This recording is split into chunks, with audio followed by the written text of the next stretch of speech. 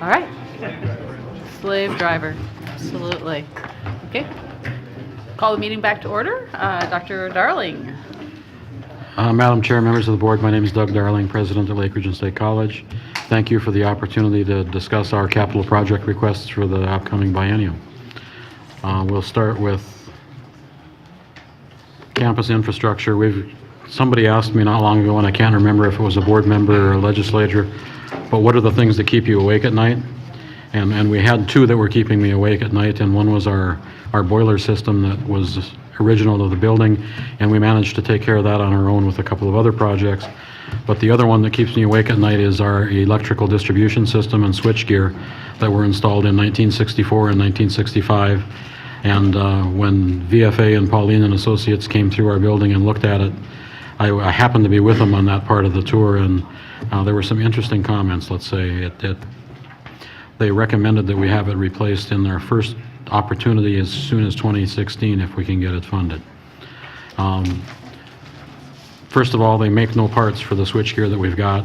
It's at capacity. If you think about what we did with electronics in buildings in 1964 and what we do now, we've maxed it out. The last time we had one piece go out, we had to have a piece custom made, and I don't think we'll be able to do that any longer. So it's as Board Member Shaft indicated, there are a couple of buzzwords. This one, we had them thermoscanned and they're showing hot spots, so it's going to be a safety issue.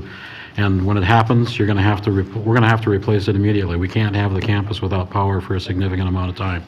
And so that's one that does keep me awake.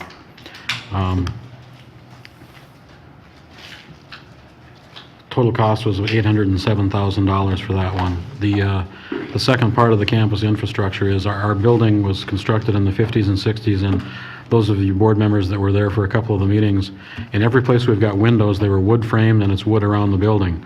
Well, it's deteriorating to the point where it won't even hold paint.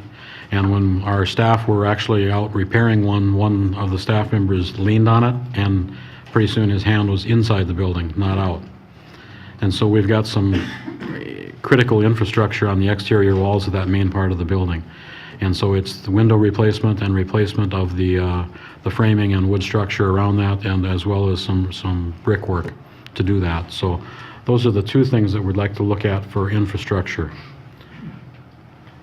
The other one I want to address is not related to health and safety, but it's related to workforce and industry demand. And the Chancellor and several others have had an opportunity to tour our Precision Ag Center. We did a ribbon cutting on our leased facility last year in August. We started that program last year, 28 students. We've had those 28 students. We've done training for 70 producers and another 42 industry technicians. Our projections for this fall are at least double that, 56 students and probably closer to 60 by the time we finish up residual registration. And at that, we're going to be close to capacity, but the demand is continuing to grow. U.S. Department of Labor is projecting a 29% growth in precision agriculture technicians, 100,000 new jobs in the next 6 years. We surveyed the implement dealers, members of the Implement Dealers Association in North Dakota, and just that survey alone showed over 200 job openings in North Dakota. And we've got them knocking on the door trying to steal our students after their first year, which doesn't do anything for our graduation rate, but it does some nice things for the student's pocketbook. So we're excited about that. But our Precision Ag program and the Dakota Precision Ag Center was just this last week recognized as an entrepreneurial center by the North Dakota Department of Commerce. So we've got two 18-student classrooms and some office space in the current facility, and totally inadequate. If you look in the handout I gave you, it does have these drawings, and I handed them to you because nobody can read what's on there. The blue space is classroom, lab, and instructional space, and one thing about precision ag equipment and farm equipment, it keeps getting bigger, and we currently don't have any indoor lab space. The blue areas on there are classroom and lab space, the green are the office space, and the gray are sort of some of the, if you want to call them, either common spaces or utility spaces for IT and those kinds of things, restrooms, common spaces. We've looked at a site on campus, would be right adjacent to Highway 20, and we're planning a large either cement or blacktop training pad outside, because some of those farm implements you can't get inside even if you want to, unless you've got huge diesel facilities like our colleagues at NDSCS. At this point, we don't have a need for that, but we do have a need to not be in the mud when we work on them and do the training on them. So we're excited about the opportunity here. The facility also houses our adult farm management programming, the precision ag, and our UAV option in precision ag. And we've got staff that were going to be here to answer questions, but they're currently over at the UAS Summit at the Alaris Center, and I'll attempt to answer any specific questions you have with that or get you an answer later. Last thing I want to mention, and that facility again is about $12.4 million. I wanted to mention quickly, and another opportunity for us is we installed our wind turbine in 2012, and we had to finance 2/3 of that with an energy performance contract. And at one of your last meetings, you were looking at some of the financial ratios, and our CFI was down at 0.91. Well, 95% of our long-term debt is in the wind turbine. We looked at the numbers, and if we were to pay that off June 30th of 2015, instead of over the next 13 years, it would save $1,099,000 in interest. And we've got about, well, the balance at that time would be $4.193 million. So it's already been funded as a capital project. It doesn't really fit, but it's similar to paying off special assessments and an opportunity to get our CFI back up where it should be, because frankly that's what brought us down is the long-term debt. So anyhow, to quickly summarize, our first priority is to take care of those things that don't let me sleep all night, which would be the campus infrastructure things, the electrical and the windows. And just this last week we had a nice thunderstorm in Devil's Lake and had 2 rooms that were flooded with water where it came through those windows and under those walls underneath the windows. And so we're going to be battling some sheetrock and mold kinds of issues there as well. And the Dakota Precision Ag Building, to look forward and meet that industry demand, we'd be looking at $12.4 million. Now, when I talked about where our enrollments are at and where they're going, I'm only looking out 2 years. If this were to move forward, it would be at least 3 years before we had this building, or longer. And so we're trying to get on things early before we've got a critical mass issue or start have to turning students away. We've already doubled up on sections in our enrollment in that building, so we're running shifts of students to get through it. But if we want to meet that demand, and ag, until last week, ag was the #1 industry in North Dakota, or last month. Currently now it's slightly behind energy as #2, but it's still one of those critical things in the state of North Dakota. And we're getting an incredible response from our industry partners and the producers in the area. So with that, I will stop, and I think I left you a couple of minutes of my 10 on the table to help get you back on schedule. And I'd be glad to answer any questions. Do we have any questions? Thank you. Okay, thank you. I'm going to be Mayville's pinch clicker. Pinch clicker, but I'll be off to the side. Madam Chair, members of the board, and Chancellor, I'm Steve Benson, Vice President for Business Affairs at Mayville State. President Hagan is out of state. So I appreciate the opportunity to talk to you about our capital project requests. I apologize for not bringing a handout. Mine is black and white. Anyway, for 15-17, what are we looking at? Our priority #1 funded project is Old Main renovation and addition. It's a critical project to the campus because Old Main is the center point of campus. As you can appreciate, it houses the majority of our administrative and academic functions. We have $7.8 million worth of deferred maintenance in the facility. It's 124 years old. And what we see too is the type of space in 2014 is different than it was in 1890 when we built the building. So, and here we list some of our, all senior administration and administration are on the lower level and first floor in the building, including computer center, student laptops, mailroom, copy center, telecommunications. And then on the upper 2 floors, we have liberal arts. We've got business and computer information systems, plus our nursing program, campus theater, classrooms, etc. So it's a very prominent building for us, 55,000 square feet. Frankly, we've tore down everything that is not of use to us. This one we need to save. On the next slide then, why is it important for us? The system-wide master plan addresses deferred maintenance. And as you can see, deferred maintenance over the next 5 years will consume 56% of the current replacement value.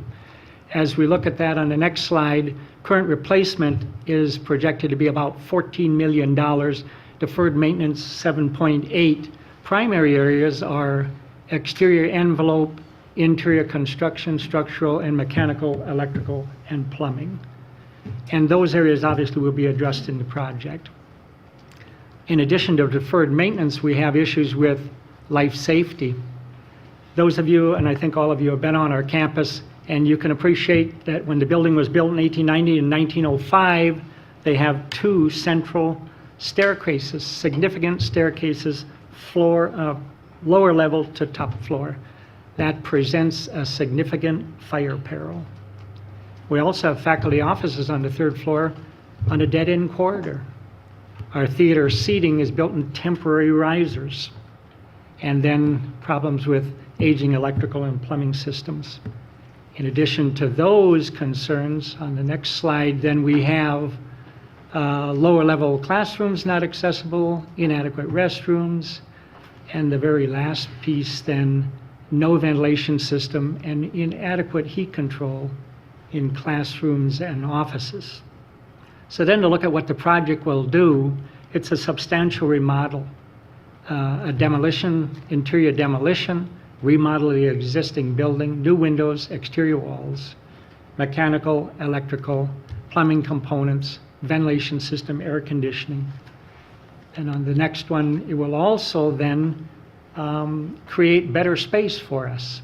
Relocate student laptop help desks and instructional technology departments. Administrative, student services, and faculty offices and classrooms will be upgraded and clustered, which we think is important. The next slide then,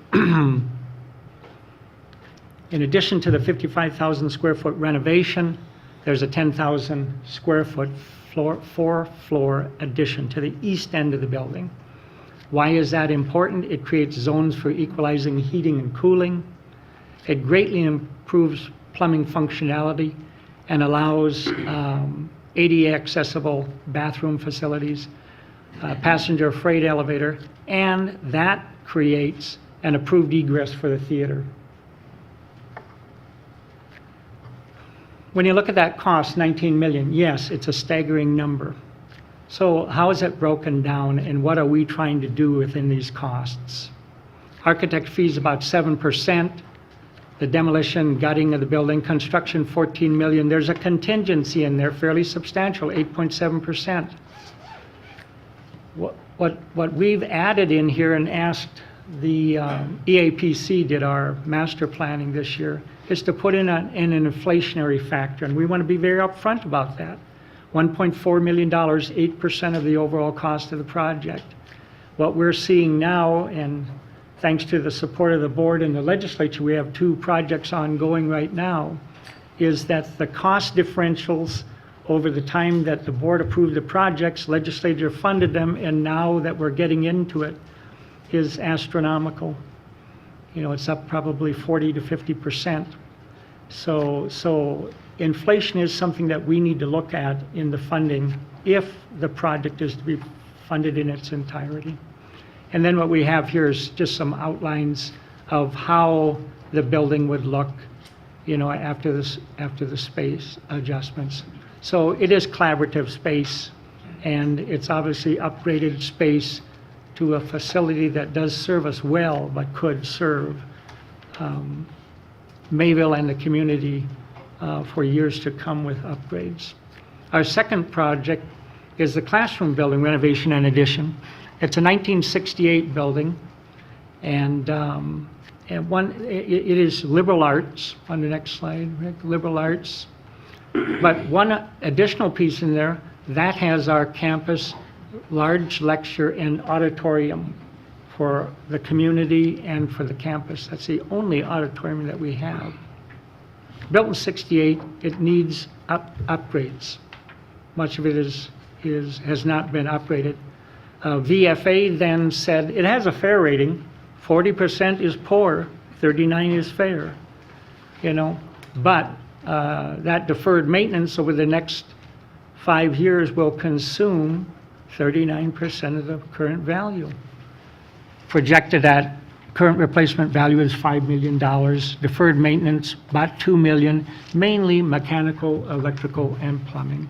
It's kind of the same situation that we are with main building, except it's 50 years newer. So this building on the next slide, Rick, then would also include, it has life safety issues. If you remember that building, what we have there is external stairways on the east side of the building, 2 staircases that go up to the building.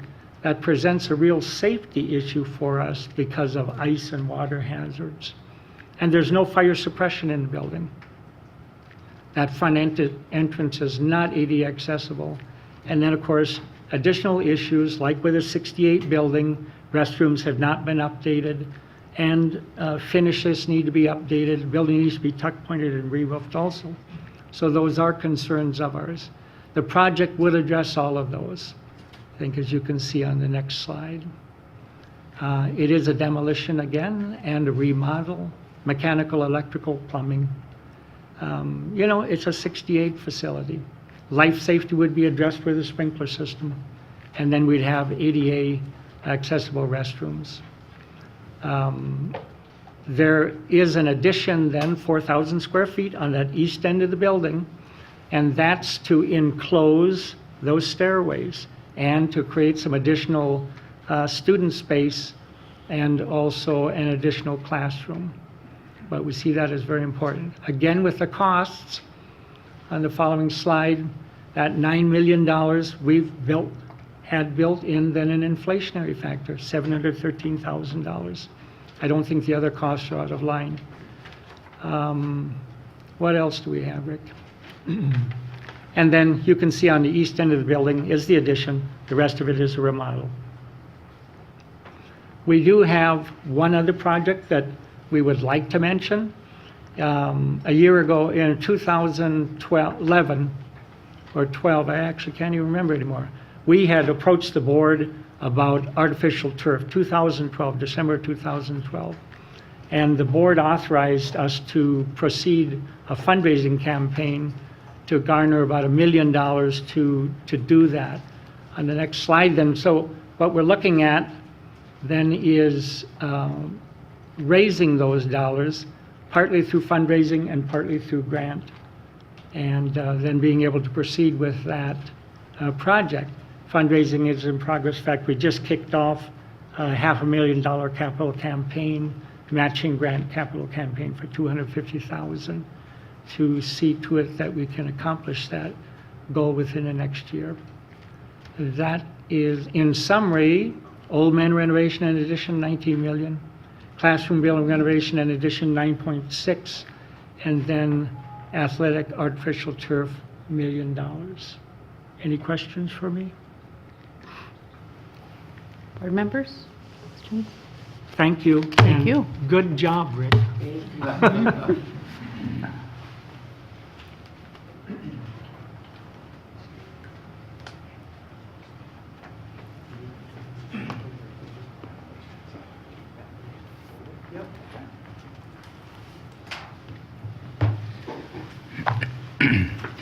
President Diedrich and members of the board, my name is Brian Foisey. I'm the Vice President for Administrative Services at Minot State.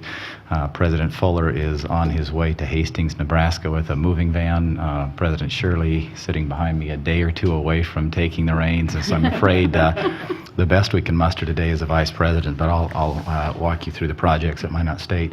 Our first priority at Minot State is not so much a new project as much as it is a continuation of a project that was presented to and approved by the board back in 2010.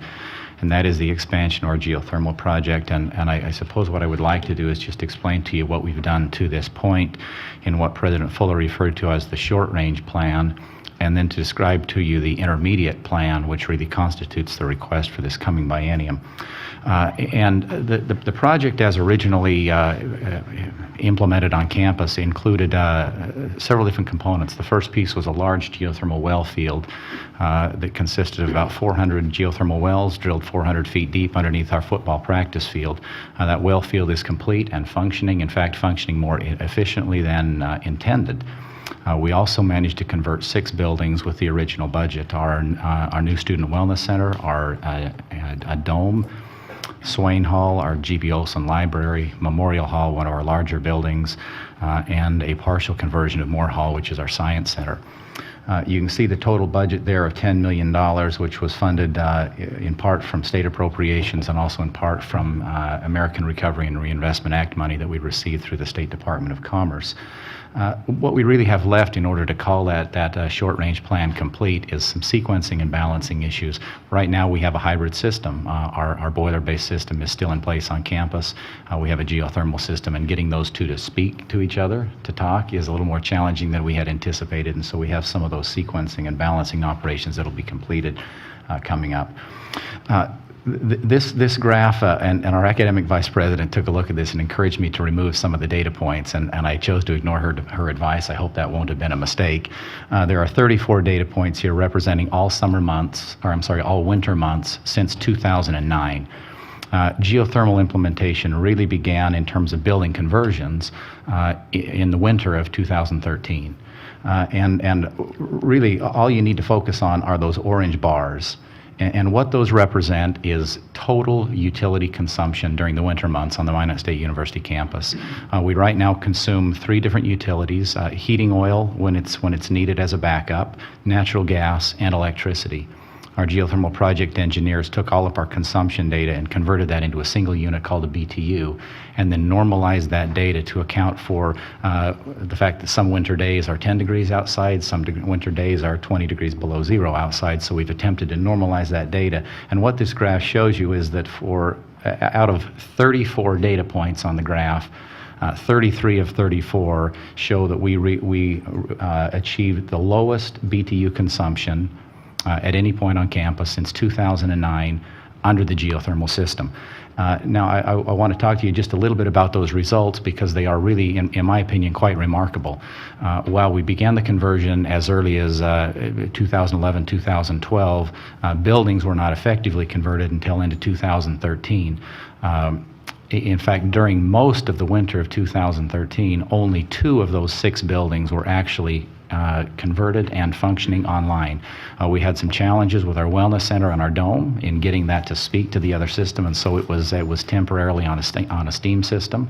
And 2 of the 6 buildings were not even converted until late 13 and early 14. So I think one of the significant things to keep in mind here is that we were able to achieve those kinds of positive efficiencies and results with only 2 of 6 buildings even actually being on the system and being converted.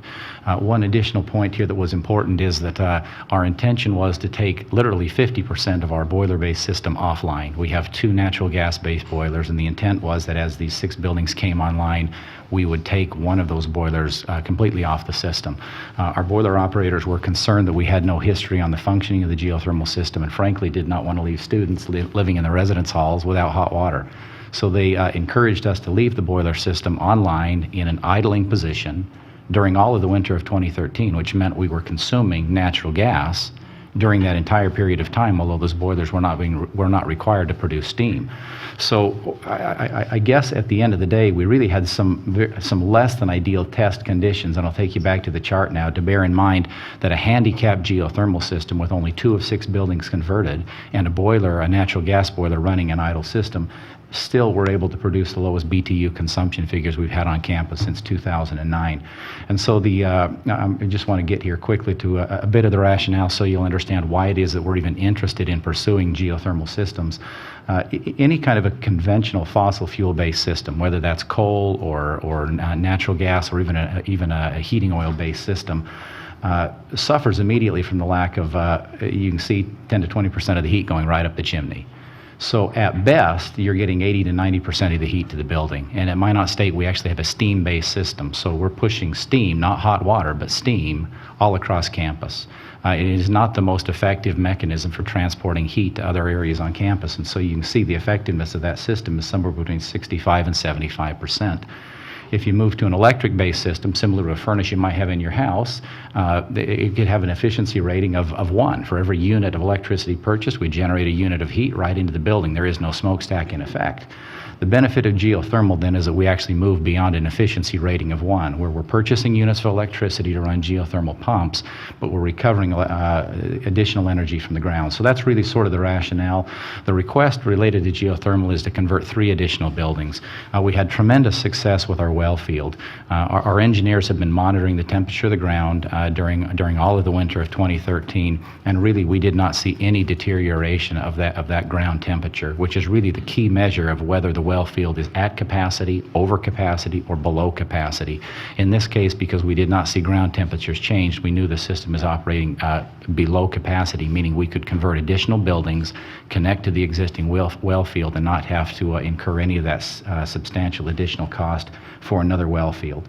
So 3 additional buildings would be the balance of the Moore Hall conversion, our student union building, and our administration building. Steve Benson mentioned the need to build a contingency into a project. That is a major issue in Minot right now, and so we have about a 15% contingency built into this figure of $4.5 million to convert those additional buildings.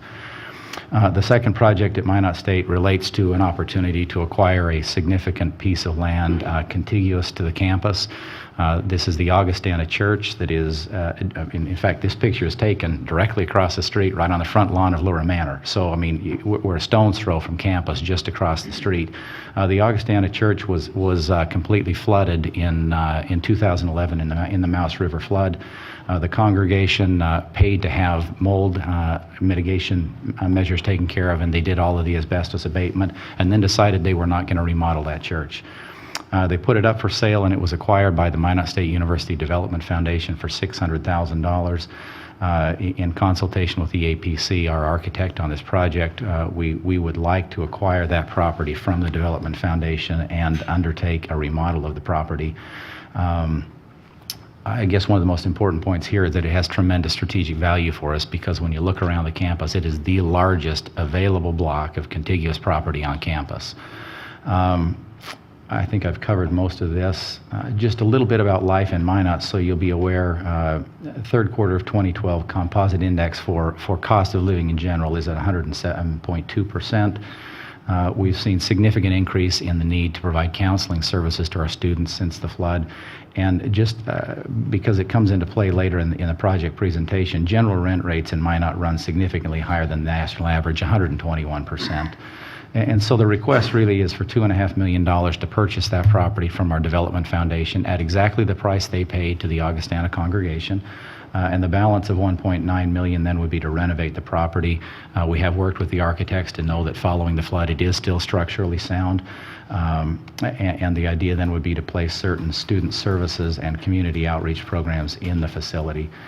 Specifically, our interest is in taking our existing student health center, which is located in the basement of one of our residence halls, and move that across the street, give them some expansion room, particularly for student counseling and mental health, and to be able to recover that space in the basement of Lura Manor. That provides additional housing space at affordable rates, which is significant in Minot, for 16 to 20 students. Our intent would also be to locate our Veterans Support Center there, as well as to make use of the chapel space for a multi-use space, and I'll just, as well as relocating our advancement offices out of our student center. I've got some pictures here so I can just give you a sense of what we're looking at. This is the main sanctuary space that would become multi-use space. This is the interior north wing of the church, where we would intend to locate our advancement offices. In a couple of shots of the basement, this would be the location for the Veterans Center. And you can see that most of what they lovingly referred to as mucking out that has to occur after a property is flooded, I mean, that's already occurred. So we're down essentially to concrete walls in this property. This is part of the space that would become student counseling space, and then directly above that, student counseling space as well too. So in summary, the request then would be expansion of our geothermal project and acquisition of the Augustana Church in that order. We don't have any additional new other funded requests for the current biennium. Thank you. Any questions? Thank you very much.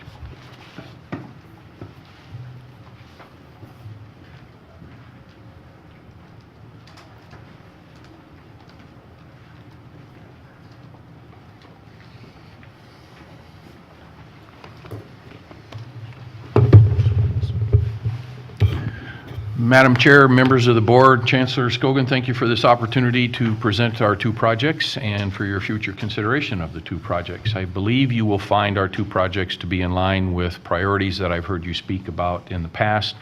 The first being addressing deferred maintenance on campuses, and the second addressing workforce needs throughout the state of North Dakota. Dennis Gladen, our Vice President of Administrative Affairs, will explain our two projects, briefly explain our two projects. Dennis? All right, thank you very much. I'm pleased to be here, and we are really focused on just two things. If you take a look at our first slide, which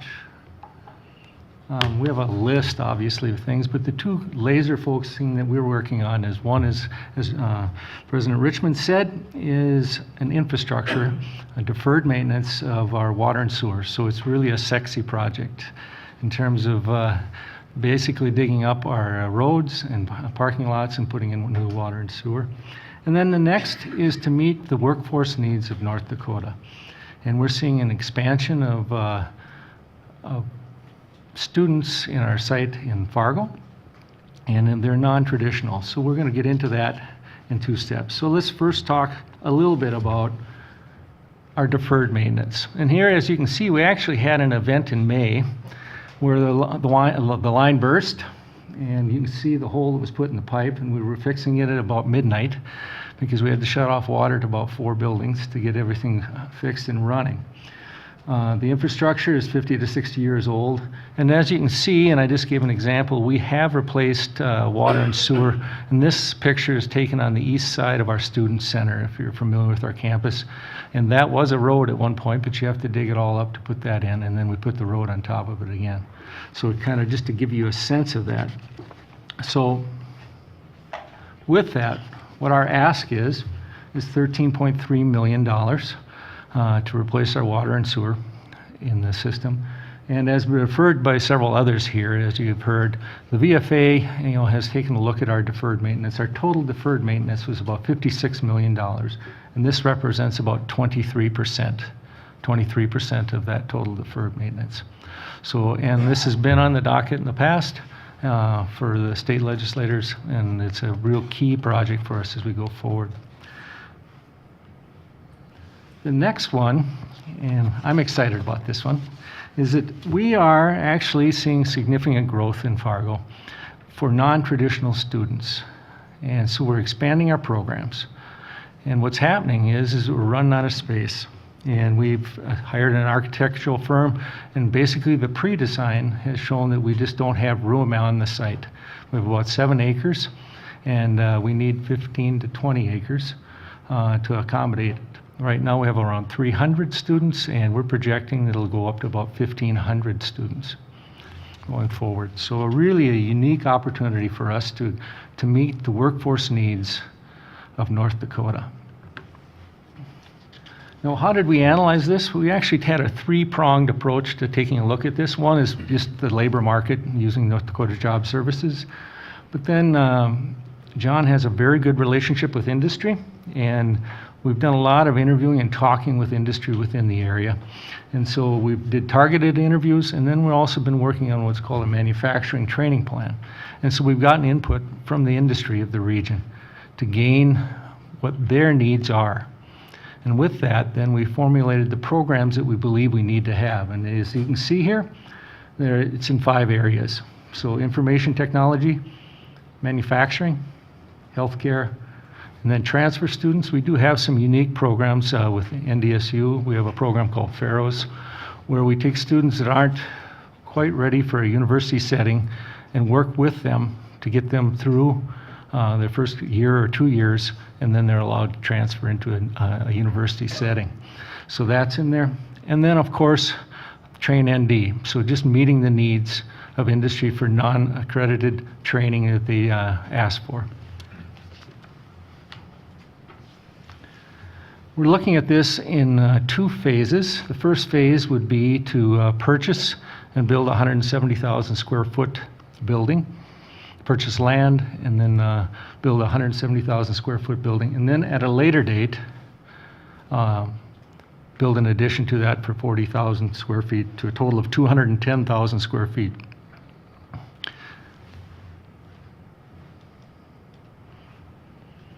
So the total cost of this is $65 million. So a significant check, but I think one that will meet the needs of the workforce going forward for North Dakota. So in summary, we're looking at water, sewer, and then meeting the workforce needs of North Dakota.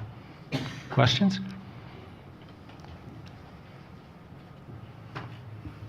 Wow. That is exciting. It is. Thank you. Any questions? Thank you very much.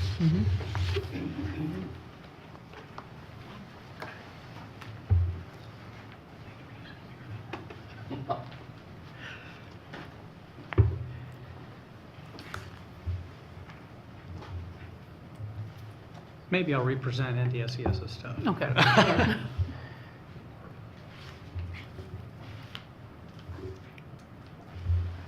Does this magically happen, or do I need to push the button? Ah, magically when you push the button? Oh, guys, I'll tell you.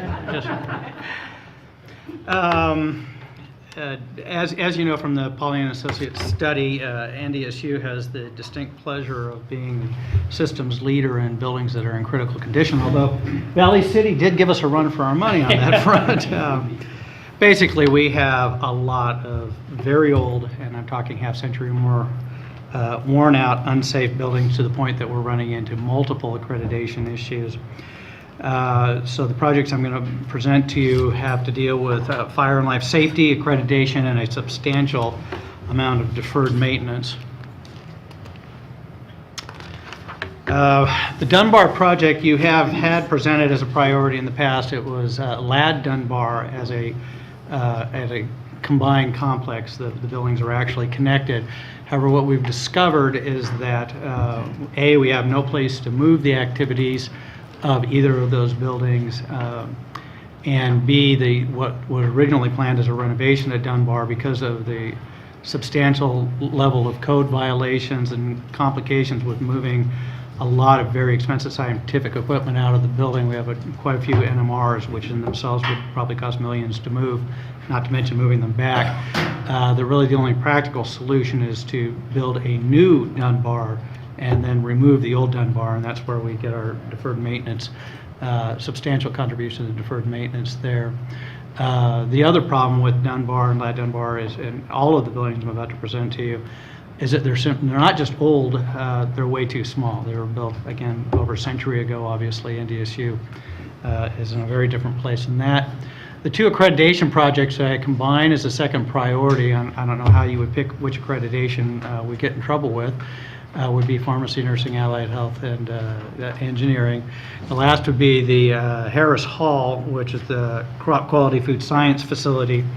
That facility is so bad that our researchers actually have to carry buckets of water in for experiments and pour them through the experiments because the plumbing is so corroded and clogged up that they can't use running water successfully to do those projects.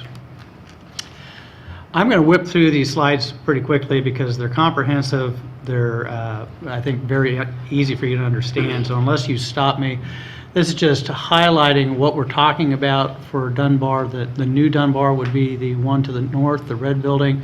The gray in the middle would be the one that would be removed once the new Dunbar was built. Again, I'm just going to whip through these unless you stop me because we'll be here for another half hour. Fairly substantial arguments, what would be accomplished by the project. And the conditions in the buildings, in many ways, speak for themselves. It's not just crowded and out of date, it's downright dangerous.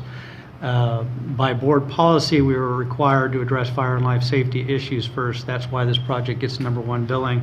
I don't know how I would have prioritized the projects if it was accreditation versus just crowded conditions. And again, these are facilities that we're both teaching and doing research with controlled substances.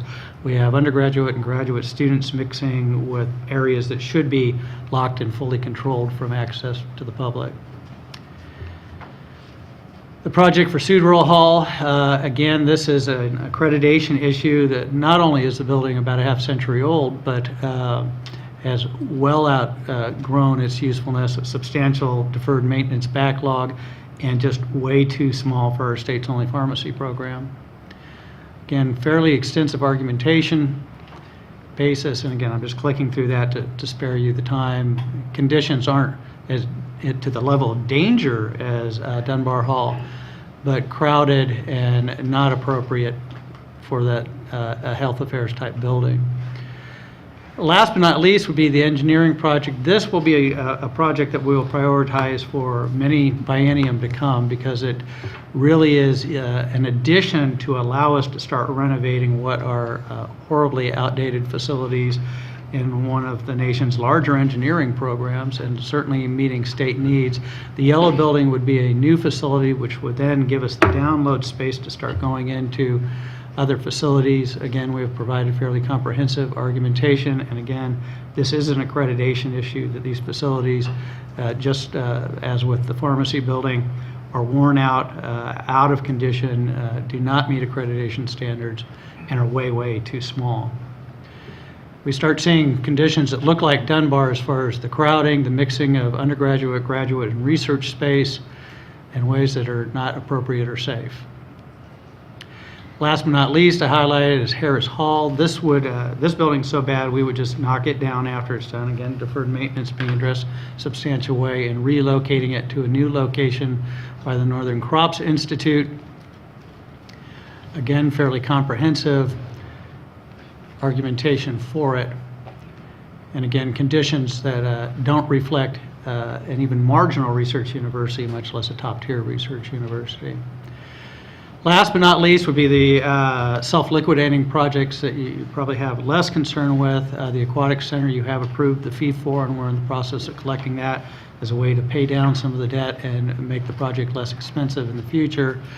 Continuing to keep our student union dining centers available and accessible to a growing student population, and then lavatory renovations in a building that I suppose is 30, 40 years old, so you can imagine the restrooms need some upgrading. And again, I'm just clicking through the argumentation there, and that would do it. I'd be happy to take any questions. Okay, thank you. Any questions for Dr. Brashani? No. So when you're talking about the accreditation, have they referenced it already, or are you anticipating They have that already okay. referenced it, and we've given you the actual terminology and citations in the materials, so you don't have to wonder what they said. Yeah. It wasn't exactly, don't worry about it Okay. language. All right, thank you. Okay. Thank you very much.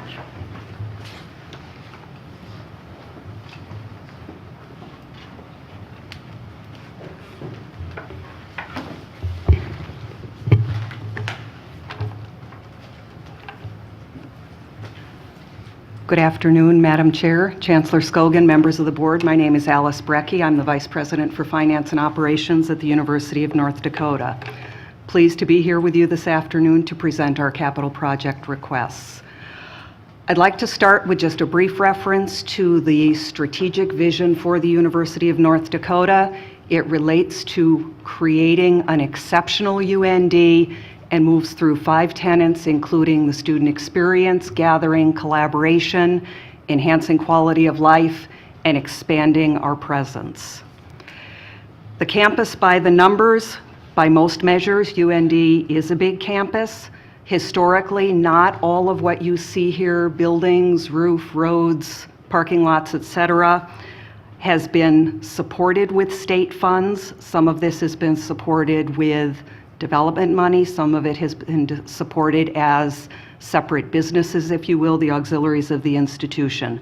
However, the integrated and collaborative ways in which we function today make it increasingly difficult to put the various buildings and infrastructure into silos from a funding perspective. Size now also precludes self-support in some of the key infrastructure, and I would use parking and roads as a key example there. Using buildings as an example, space is categorized based on primary functions. So direct academic space of our buildings, 2.5 million square feet. Other state-supported space, which would include things like library and administrative space, another 1.1 million, and then auxiliary, or in essence, self-supporting space, another 2.5 million square feet. As we work to better serve our students and facilitate their success, co-location and blending of space use is more the norm. The definitions get blurry real quickly. In 2012, UND embarked on a comprehensive space utilization analysis and planning project. The chancellor at that time directed the project to be done with a much more limited scope in anticipation of the system master plan. As we know now, that system master planning process did not include the dimension of space utilization analysis and planning. Our focus in that exercise included classrooms and class labs because we were limited in scope to what we could do. Some of the goals are listed here on the slide, but I want to just highlight a few items from the report itself, and I have given you the link to the report that resulted from that work. The report indicates adequate classroom space for current enrollment, and I would remind you of the projections, the demographics that are included in the system master plan. So again, this information based on current enrollment. The report indicated good space utilization, however, need to update in support of current and future educational methods with a focus on how we recruit our students, attract them here, and retaining them. Need to address building infrastructure system deficiencies, enhance available power and IT infrastructure, and a key element, improve safety considerations. Again, the link to the report is included there.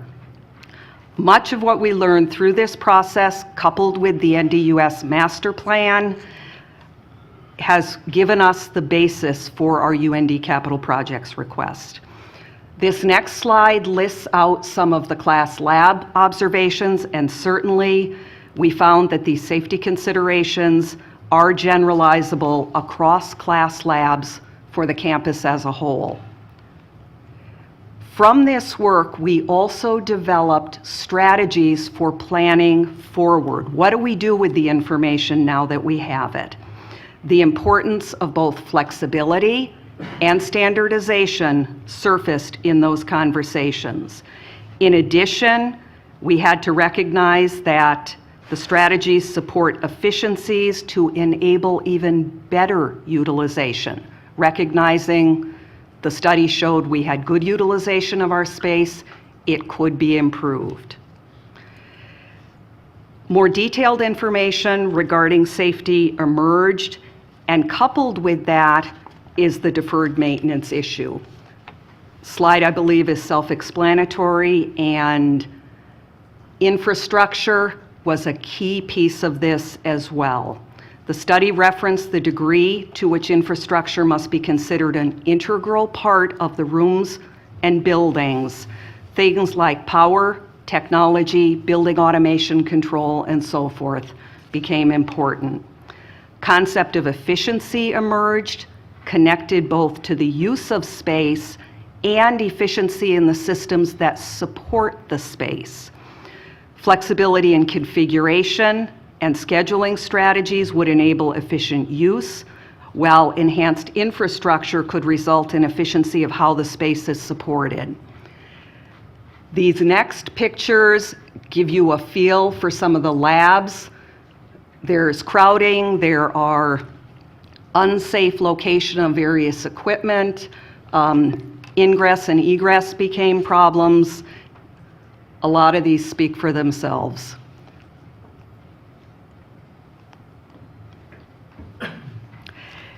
Also in the study, they identified opportunities that we had for reconfiguration, which would enable us to address safety considerations. It would enable us to address deferred maintenance. It would enable us to address quality of space and really to think creatively about how we go forward and take advantage of the investment for our students. And included in the presentation are a number of slides that go through those particular items. Again, to emphasize both safety and infrastructure as important dimensions of what this study showed us. And although it was limited to classrooms and class labs, it really did give us a good framework and a good sense of what else we will need to look at for the remainder of the campus, particularly as it relates to offices, administrative functions, student service functions, and so forth.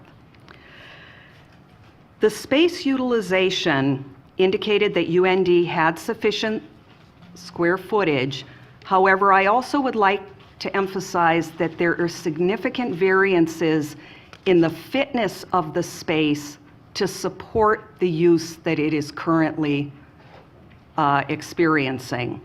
The ability that we would have as a campus to renovate and repurpose will be key elements to enable us going forward in the future.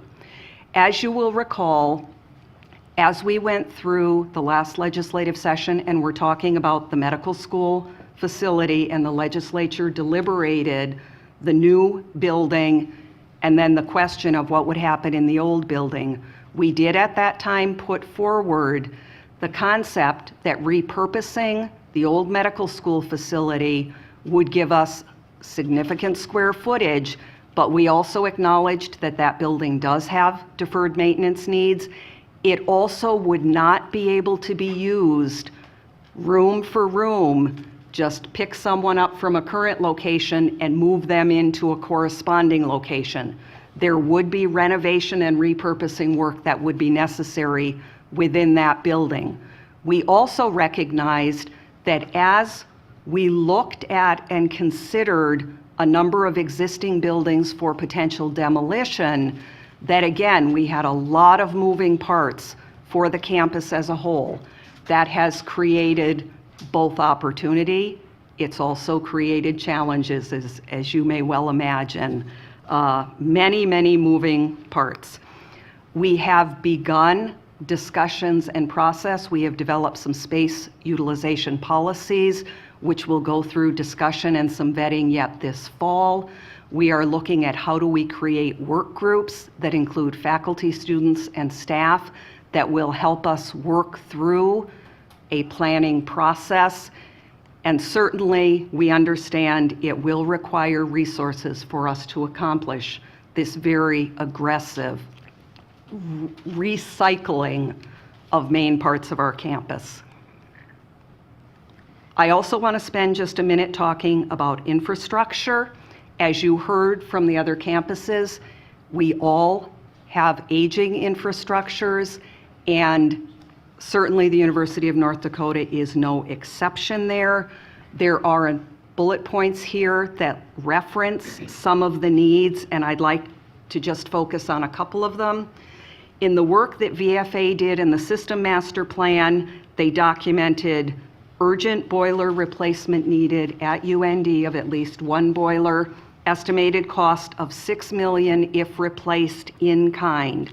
We currently have a study in progress that will identify whether there are options for efficiency and whether replacement in kind is the most cost-effective solution. In 2012, we did a study of parking and road surfaces. In that study, it identified federal requirements to manage runoff and stormwater. Recommended in that study was a 5-year pavement improvement work plan with an estimated cost of $16.3 million. A Electrical distribution is another challenge for our campus. We have 4 main circuits operating, one of which was upgraded several years ago, 3 of which need to be upgraded. Estimated cost of the electrical distribution system upgrade is $15 million.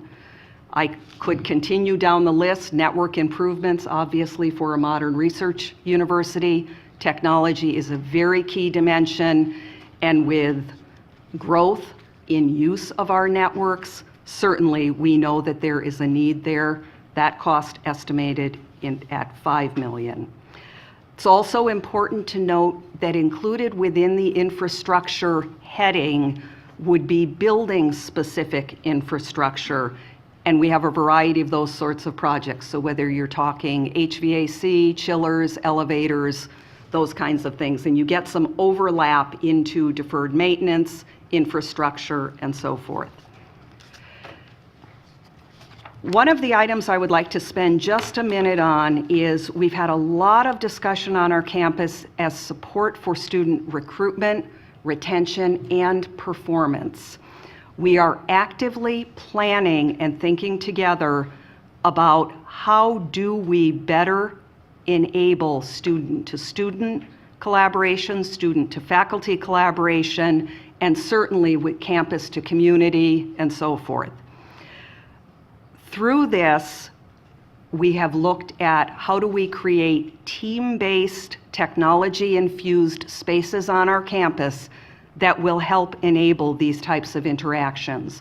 We are working towards a one-stop student services location. We are looking at how do we create spaces that can be used as innovation labs, and certainly having conversations about library of the future, information commons, student engagement space.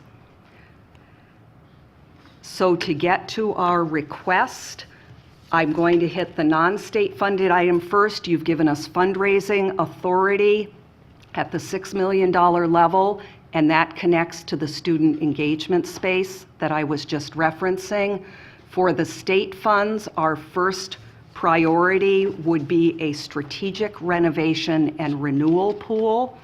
This request recognizes the unique circumstance on our campus where there will be significant square footage coming open, the whole variety of moving parts connected to that, and certainly recognizing and understanding the significant safety elements that come into play, particularly with our labs and so forth. The second priority is an infrastructure pool, and that would enable us to begin systematically planning for and addressing a wide range of infrastructure needs for the campus as a whole, and I did highlight a few of those. Renovation and renewal focuses forward to support exceptional UND teaching, learning, and research environment, and the infrastructure is the necessary underpinning for our programs. I would also point out we did not include a third state-funded priority, but the comment that I would make in that regard is the connection, almost the third leg of the stool, deferred maintenance. So the renovation and renewal looks forward, the infrastructure is the underpinning, and the deferred maintenance is taking care of the backlog. So with that, I would be happy to answer questions. Thank you, Alice. Questions? You're good. Thank you. Oh, yes. Help me out just a little bit on the priority one, strategic renovation renewal pool, $40 million. This would go to possibly some of it to the medical school to readjust that space and redo other spaces. Let me give you some examples of Please. what Please. might come into play there. Chandler Hall currently houses theater arts. Chandler Hall, and there is extensive square footage in there. There is also the Burtness Theater, which is a performance venue for theater arts. Neither of those spaces is in any way adequate for support of that particular program. We currently have put out an RFP requesting architectural assistance to consider the possibilities of where we could locate theater arts. One possibility is the Chester Fritz Auditorium with some accommodation for office space and so forth. And there may be other options we have not thought of. But we do know that if that relocation is going to take place, whatever space we move them to will require some renovation. There is certainly space available in the medical school, so whether we end up moving other units out of their areas and moving theater into those other units move into the medical school, this creates a bit of a domino effect. So some of it, yes, would be in the old medical school building. We know there's a need for windows there. We know there's an elevator need. We know there's an HVAC need. Those were pointed out in the VFA report. So as we are realigning and repurposing the space within the medical school, we know the infrastructure piece also needs. So these all complement each other. Clinic space, as an example. We also have 5 or 6 smaller academic clinics. It would include communication and speech disorders, clinical services, counseling, rural psychology and integrated care, and music therapy. They have both a training dimension for students and graduate students on campus. There's also a service delivery dimension to these. These are all located in very different spaces, and if we could bring them together into a single space, it creates efficiencies for us. But again, we've got to have some funds to be able to repurpose space to accommodate those needs. Yeah, thank you, Alice. Interesting concept. You know, we've never seen a pool before, I don't, of money set aside for this, but I can see the purpose in that. I would guess if it's going to have some success at the legislature, you'd have to have some general ideas what you're going to do with the money. Yes. But nevertheless, the renewal pool and the infrastructure pool is a kind of a unique way of looking at capital projects, and I certainly understand what you're trying to do, but I think that probably needs some work before it gets to the legislature, but I think it's a good idea. I appreciate that. I was wondering whether I should ask forgiveness up front, but we kind of stepped a little outside of the box, but we thought it was important given our current set of circumstances. And as I also did mention, we do have a number of studies underway, so hopefully by the time we get to legislative session, we'll be able to give some much more concrete and fleshed out examples. Madam Chair, just a couple of quick follow-ups on that line. One is, I don't mean to get this specific, but with the theater department, is there consideration of not utilizing Burtness Theater, or are you talking the Chandler facility? It's just all under discussion at this point, and we certainly have the Dean of Arts and Sciences, the chair of the department, and the faculty in these discussions. Okay, and then the other thing is, I think, and you can help me, Alice, if my memory's foggy, that we have to be a little careful with how we address the old medical school building. Because I think as we went through getting approval for the new building, and we had the discussion about reutilizing the old, my recollection is that we maybe weren't going to be seeking funds to assist with that renovation. Am I remembering that correctly? There was no specific discussion. We did put on the table at that time that we were aware there were some infrastructure needs in that building. Okay. To my knowledge, there was not specific, we would or we wouldn't. We needed to go through planning, and we did indicate we knew there would be costs. That's something we might want to flesh out, though, just to make sure we don't step in it, if you know what I mean. Yep. No. Just so that we're in line with what they were thinking coming out of that. Okay. Okay. Thank you. Oh, Dr. Monsky.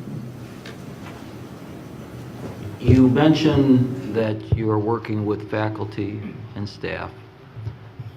Will you also, because of the unique nature of that campus having a nationally recognized historic district, be working with the Grand Forks Historic Preservation Commission? We will We've had conversations with Merle Pavarud. We've had conversations with Peg O'Leary. We have a lot of work ahead of us. Thank you. Thank you. Okay, Valley City.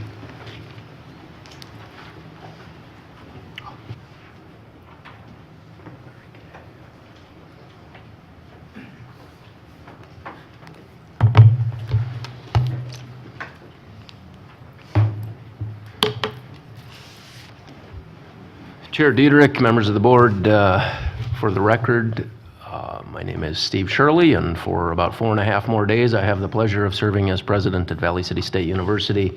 I also want to acknowledge our Vice President for Business Affairs, Doug Dawes, who is here today, as well as your interim president for Valley City State, beginning next Tuesday, Dr. Margaret Dahlberg, and they're both here. So you will start seeing Margaret in this seat for these presentations over the next number of months. A couple of things here as far as our capital projects. Our number one priority is a heat plant replacement, and number two is a communication and fine arts building. Again, a lot of things are going to sound probably repetitive from what you've heard, but particularly for the Valley City State campus, the issue for that campus, for our campus, is deferred maintenance. Simply put, the VCSU campus is the oldest campus in the system. It has the oldest average age of buildings, and with that, as you well know, comes a significant backlog of deferred maintenance. That is certainly highlighted with a couple of buildings in particular, one of them being our heat plant system. Let me just show you. First off, the estimated cost, again, these are approximations, but the estimated cost to replace that heat plant system is about $14.3 million, which is almost entirely deferred maintenance that would be wiped off the books with that replacement. We've been working with Obermiller Nelson Engineering, ONE Engineering out of Fargo, the last number of months on these numbers. That is what the plant currently looks like. There you can see a photo of the old Detroit Roto Stoker, which goes back a few years, but it certainly is a very antiquated existing plant. And what we would be doing is replacing 3 old outdated boilers, which are in the 5 to 6 decades old range, with 2 new efficient systems. The Pauline Master Plan report that you're all well aware of and were briefed on last month in Tioga, the Pauline, just to read 2 sentences from that, they indicated VCSU has an immediate renewal need with its heating plant, the plant that experienced failures during the 2013-14 winter. VCSU needs to totally replace their heating plant, period. And Valley City State, in a review of all 11 campuses as far as heating plants, was identified. It was almost off the charts. It was in such bad condition. So it was clearly indicated as the worst heating plant system in the North Dakota University system. And so I think when you do start to talk about taking out significant deferred maintenance and critical health, life, safety kinds of issues, certainly replacing the worst heating system in the North Dakota University system, certainly I hope is high priority for the board. We did have failure of it during a weekend in January this past year. Luckily, we were able to bring it back online, sort of limping back online, but I'm afraid too many more winters, and if we start to have some major problems, we could have significant issues. Obviously, there's a number of other benefits that come with an updated system.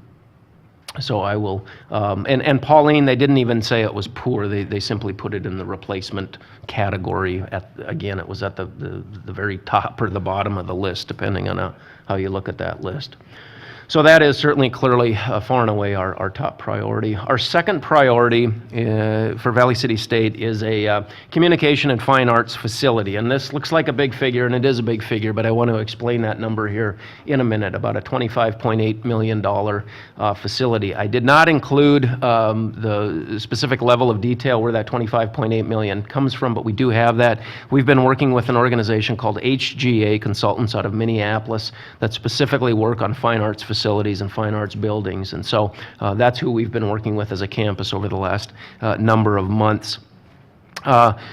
What this would allow the university to do is we would raise and level 2 buildings from the campus and remove 2 buildings from the campus.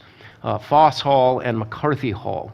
Again, with estimates, when you combine the two, about $8 million in deferred maintenance backlog on those 2 buildings. Those 2 buildings together are about 45,000 square feet. We would replace them with a new facility that's about 65,000 square feet. These are the 2 buildings that would be raised. Foss Hall on the left, for those of you familiar with the campus, Foss Hall is the building that sits along the Cheyenne River. It is the only building left on that entire side of that street across from the campus now that's left along the Cheyenne River. All the rest of the homes were bought out. The city bought out, give or take, about 15 homes and an apartment complex last year and knocked all of those down. So for Valley City State to be a good community partner in helping with permanent long-term flood protection in Valley City, at some point, this 50-year-old Foss Hall building does have to be removed. There's flood walls that are going in there. The city has identified, they have several phases to protect the city and create permanent flood protection. The university area, the university neighborhood has been identified as the top priority of the multiple phases. There's 6 or 7 phases in the community. This is phase 1, it's the top priority. And so for us to be able, and for the community to be able to create that flood wall and have permanent flood protection there, which they're moving forward with, this building would need to be removed rather than sort of carved around it.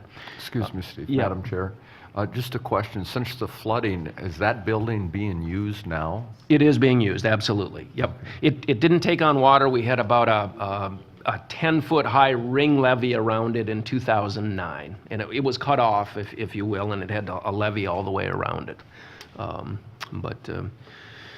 McCarthy Hall on the right is, that's the old college high school, when it was a high school on the campus. That building is from 1930, so that's an 85-year-old building. That building would also be leveled. And so what we would do is combine Foss, which hosts music, McCarthy, which hosts our arts and has a number of other classrooms and so forth, and would put all of those into a new facility. The McCarthy building on the right, also referring back to the Pauline and Associates report that you got last month, of the 40 or so buildings that Pauline assessed, McCarthy Hall was identified as the 4th worst building in the system. And so that certainly was identified as a building that is, again, beyond poor and was listed as replacement because it did have such a high level of deferred maintenance. And so the idea would be to knock both of these down and to put up a new fine arts facility. And also, again, we would have permanent flood protection there as well, that the city is moving forward with to certainly is in the long-term best interest of Valley City State University as well.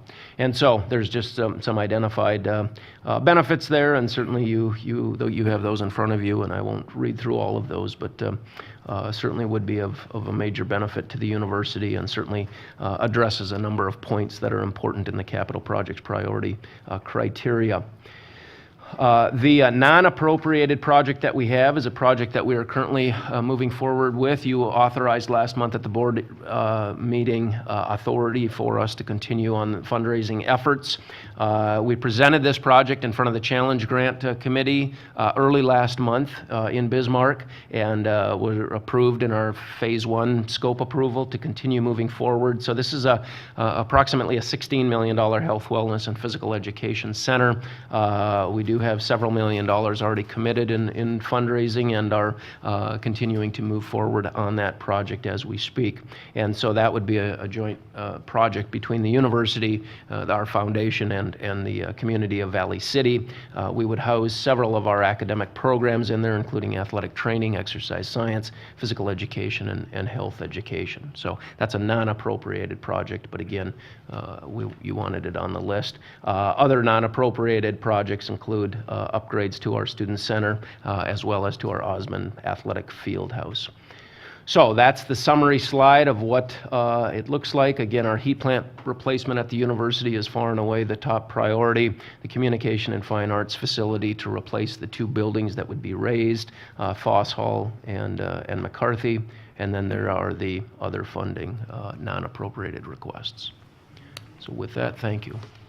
Thank you, Madam Chair. And just a curiosity question. Replacing, I know you're space limited, replacing the boilers on the existing foot plant, does that have to be done in a short time, or?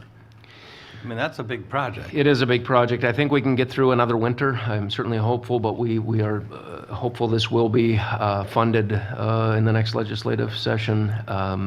It would fit on the existing footprint. It would be in that exact same footprint with 2 high-efficiency new boilers replacing the 3 old boilers.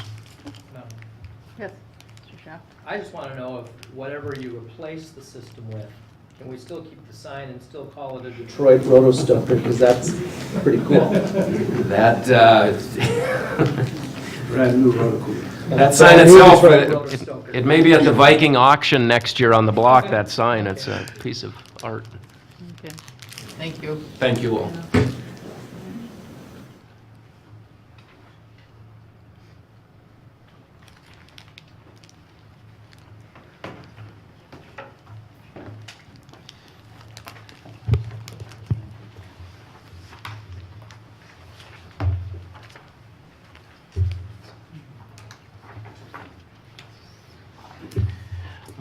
Madam Chair, members of the board, my name is Randy Dolney. I'm president of Wilson State College.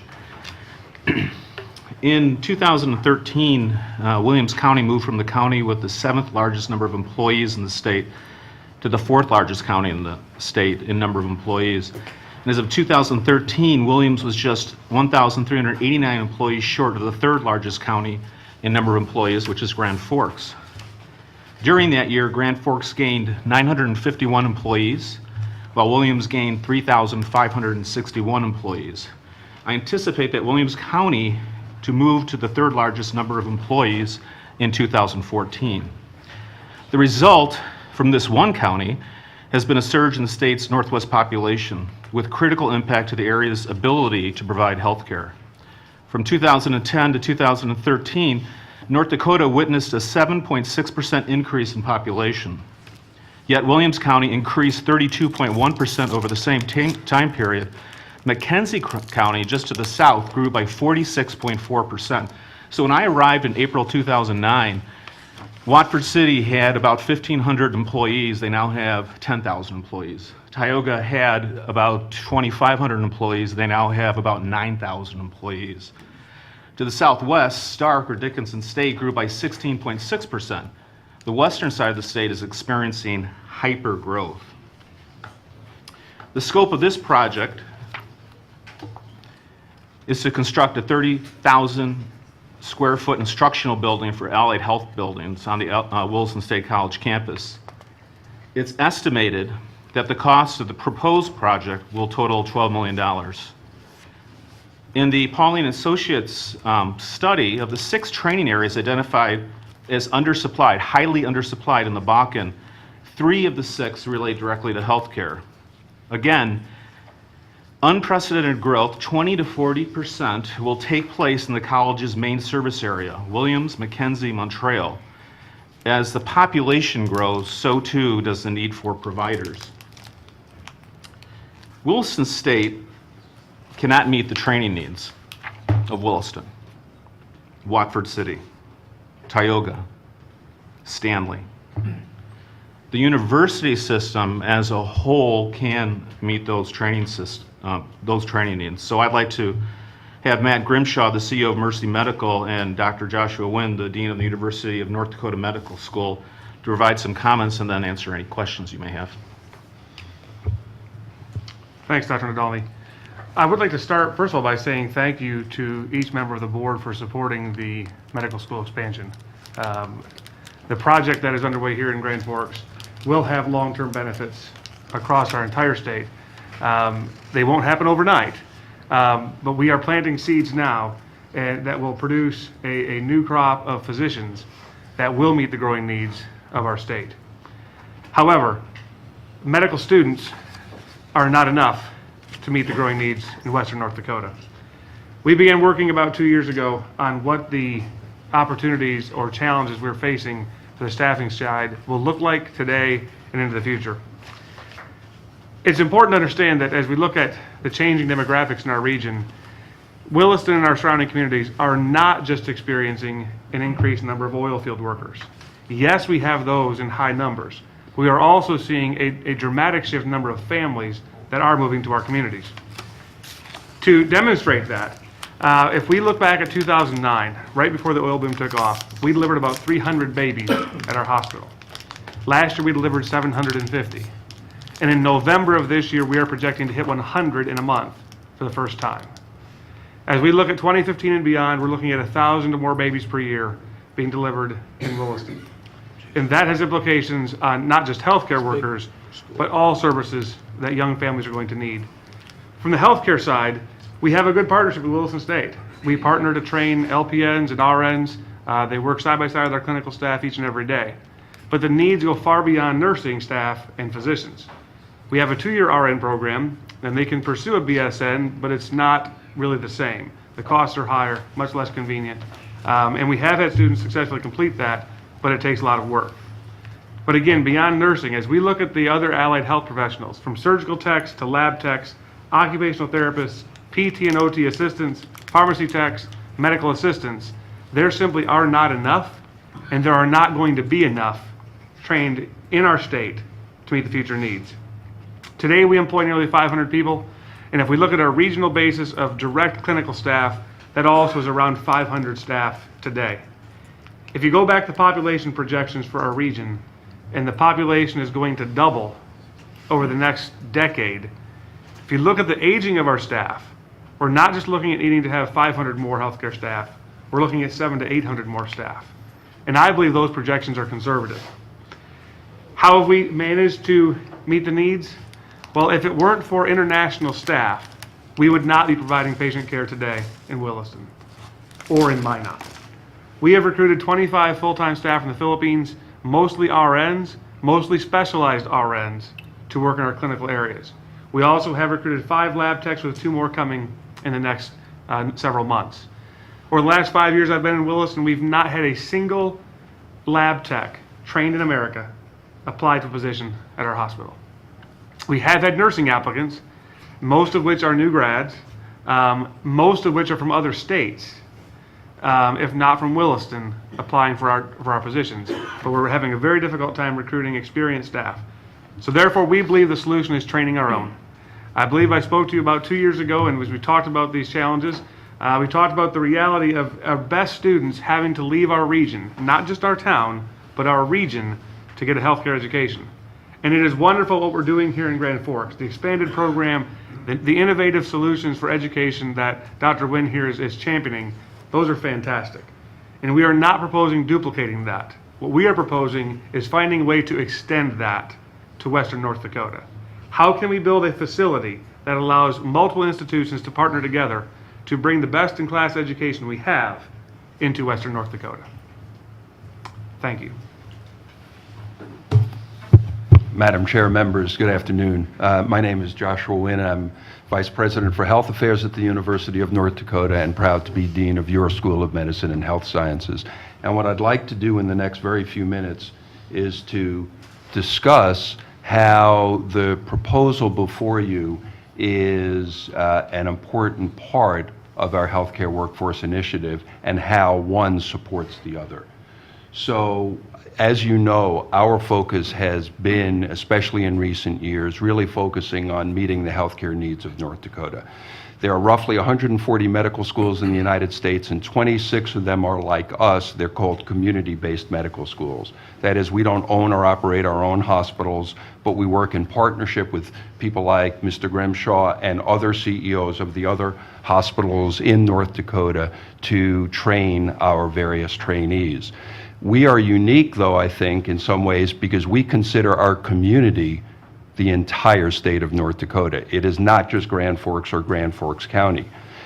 So one of the questions would be is how is what has been proposed by President Nadolny actually an integral part of the Healthcare Workforce Initiative? Well, let me just review very briefly for you what is already in effect and to show you how the two interdigitate so well. So there were 4 pillars in the Healthcare Workforce Initiative. The first is to reduce disease burden. Obviously, if we can reduce the behavioral determinants of disease, you need less healthcare workers, less healthcare providers. And one of the ways we're doing this is through the Master of Public Health degree programs. We've already graduated students from both UND as well as NDSU. So that is up and running, and they're graduates now out in the field. The second is to retain more graduates for practice in North Dakota. Matt mentioned the difficulty of attracting local talent, if you will, in the western part of the state. Well, one of the things that we're doing, at least for medical students, is the Rural Med program. We now have 18, one of the students graduated, 18 students enrolled in the program, and this, as you recall, will deliver family medicine practitioners to rural areas of North Dakota. So someone goes into family medicine, practices in a rural area of North Dakota for 5 years, and their total tuition debt for medical school is absolved.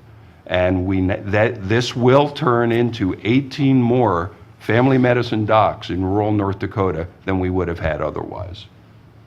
We need to train more, and you know about the expansion of not only the medical student class, but also the health sciences class. And then the one that I want to emphasize, because that's so important with what's before you now, is to improve the efficiency of our healthcare delivery system. Any of us who've had any contact with the health delivery system knows that we need to improve its efficiency. There's duplication, there's waste, there's a lot that we could do to make it more efficient. The way a university can help in that process is to get the team members to work better as team members. It used to be we were islands of practitioners, now we're a community of practitioners. So the key here is collaboration. And let me show you in the next minute how one of the concepts that we're putting into the building here in Grand Forks can be put into the community in Williston. And that is the concept of learning communities that will be in the new building.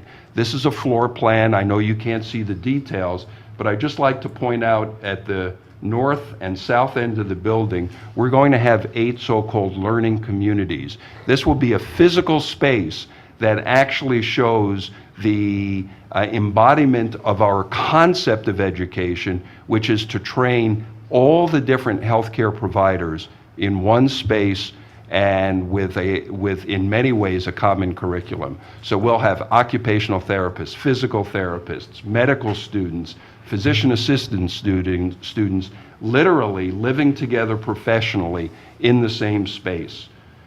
Here's just a little diagram showing not only will there be study space, but there will also be lounge space. So these students will learn how to work as a team, and then when they go out to Mercy and the other facilities, we really believe that they will then function better as a team and help us improve healthcare delivery throughout the state. So that concept of collaboration is key to what we're doing in the building, but it's also key to the concept that President Nadolny talked about for the Allied Health Building in Williston, where we will have different types of trainees training in a common space, training together, so that then when they graduate and go out into the community, they will deliver higher quality, more coordinated care, and at lower cost. So what's going on and what's proposed in Williston is directly related to what we're doing in Grand Forks. And it isn't just UND, by the way.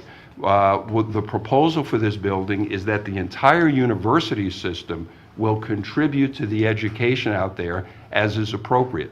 We don't teach pharmacy, but we had NDSU involved in the discussions of this, and I am sure that there are other member institutions within the university system that can contribute their expertise to this particular facility out. Now it'll be housed at Williston State, but it won't be simply a Williston State operation, if you will. It will, again, be a collaborative venture of the university system.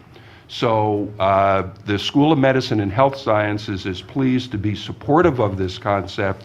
We look forward to actually helping to participate in developing the programs that I think will improve the healthcare delivery that Matt has to deliver to his community and the other communities in the western part of the state.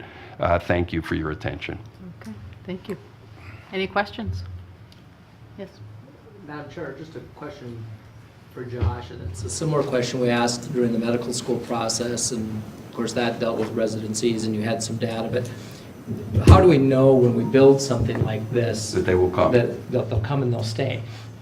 So, Madam Chair, members, Mr. Shaft, so there's always a certain degree of using data to make projections, but then there's a certain degree of uncertainty in it. We know for many trainees that the single best predictor that they will stay is to come from that area. So it is, there is no absolute predictor for medical students, for example, of who's going to go to a rural area. But the single best predictor is coming from a rural area. So if part of the challenge that we feel this will help address is that for students in that quarter of the state, there probably aren't opportunities for the sort of thing that we're proposing up until now. But if we were able to provide that opportunity, we think that those students will get educated there and then stay there. As Matt used the expression of grow your own, and I think that is exactly right. And I think we now have a track record in the eastern part of the state that that concept actually works, because now, at least for medical students, remember, we're not going to be specifically training medical students there, although we already do that to some degree, and it'll enable us to amplify that. But for medical students, we know now that we're starting to deliver, if you will, more students to the western part of the state simply by doing such things as the Rural Med program and gently adjusting our admission process so that we favor more highly coming from a rural area. So I think the answer to the question is, if we can get local kids excited about a health career, and we do this, among other things, through our Scrubs program, and then educate them locally, that's much more likely that they'll then practice locally. And I might have missed this, but how many students would this facility potentially accommodate? President Dolny, do you want to address that?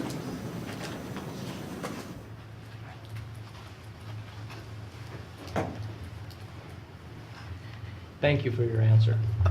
The number is actually in the written proposal, and there's probably about 15 programs that identify the FTE from those programs, but part of this also is getting, and again, it's something that I can't deliver on. So as one college, given what's exploded in this area. So what ended up happening is that when we talked with Dr. Wynn, we talked to Matt, and we talked to some of the hospital administrators, the question is, what is the need? What universities are providing those needs, and then identifying how to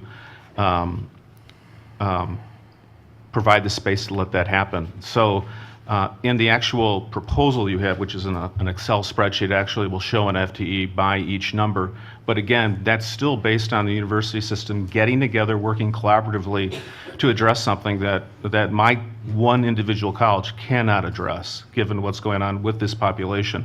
Right now, our two-year college, I believe, is the largest producers of RNs from the two-year colleges. So you've got a pool of people out there that have the ability to be trained and developed in more higher skilled areas, especially with what Matt would like to see in terms of more specialized BSNs, et cetera.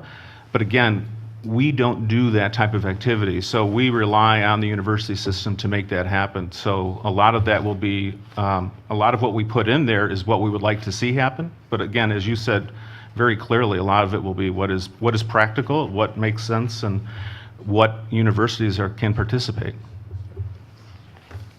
Any other questions? Okay, thank you. Okay. That's capital projects. That was the We'll move back. 215 thing. Now we can Yes, go we will back go to back. number 9. Number 9. And do we need motions for these? We Or will do need just- motions for each, okay, we yes, do. and a vote. Okay. So for the appointments, okay, for the Challenge Grant Review Committee, I've asked Dr. Helmstead if he would be interested in joining that committee, and he has said that he would. Do I have a motion? So moved. Thank you. Second? Second. Thank you. Mr. Espergaard? Yes. Mr. Morton? Yes. Mr. Shaft? Shaft votes yes. Dr. Jelmstead? Yes. Mr. Hofferth? Yes. Board Chair Diedrich? Yes. School of Medicine and Health Sciences Advisory Council. Mhm. We've asked Dr. Meliker if he would join that council for us, and he has accepted. Do I have a motion? So moved. Thank you. Second. Okay. Mr. Shaft? Shaft votes yes. Mr. Espergaard? Yes. Mr. Morton? Yes. Mr. Hofferth? Yes. Dr. Jelmstead? Yes. Board Chair Diedrich? Yes. Okay. And for the Centers of Excellence, once again. Excuse me, I'm Oh, sorry. Do we know if we have the 2 other board members on the telephone? I don't believe they ever. They're not, okay. Thanks for the, okay, Centers of Excellence, once again, Dr. Meliker. Do I have a motion? So moved. Second. Mr. Hofferth? Yes. Mr. Espergaard? Mr. Espergaard? Yes. Mr. Morton? Yes. Dr. Jelmstead? Yes. Mr. Shaft? Shaft votes yes. Board Chair Diedrich? Yes. Item number 10, approve extension of the NDUS strategic plan. Does Ms. Spritzanatic, would she like to address this, or has everybody read that document? We don't want to spend too much time on it. I believe it's just a, thank you. It's been moved. Do we have a second? Second. Thank you. Mr. Espergaard? Yes. Mr. Morton? Yes. Mr. Hofferth? Yes. Dr. Jelmstead? Yes. Mr. Shaft? Shaft votes yes. Board Chair Diedrich? Yes. Item 11, approve the memorandum of agreement for the UND Core Library. We've done that before. I'll move it. Yes, okay. Okay. All right. Motion, do we have a second? Great, okay. Mr. Shaft? Shaft votes yes. Mr. Espergaard? Yes. Mr. Morton? Yes. Mr. Hofferth? Yes. Dr. Jelmstead? Yes. Board Chair Diedrich? Yes. Item 12, approve presidential contract terms. I think Chancellor Scogan, you might want to. Yes, say Madam something Chair, about and that. we have a handout for that, Christie? Yep. If you could hand that out, please. There's 2 pieces to the presidential contracts. The first piece is the salary, and the second piece is the time.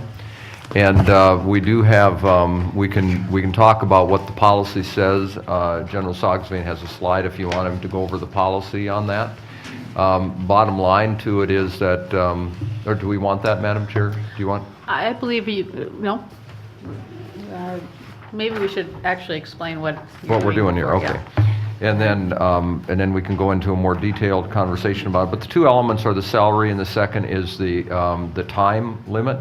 And initial contracts for presidents are 3 years long, and then after that, they can be up to 3 years long.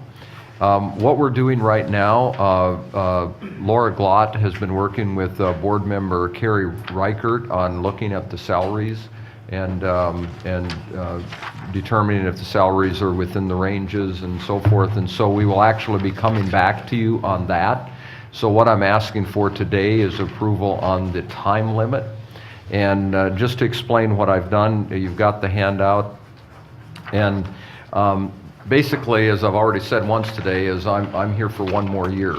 And so I thought to provide some continuity to the university system, what I would do is make sure that all the contracts ran to at least 2016. So if I leave in 2015 and you have a new chancellor that comes in July of 2015, you'll at least have the continuity of having the presidents and to extend all the presidents to 2016.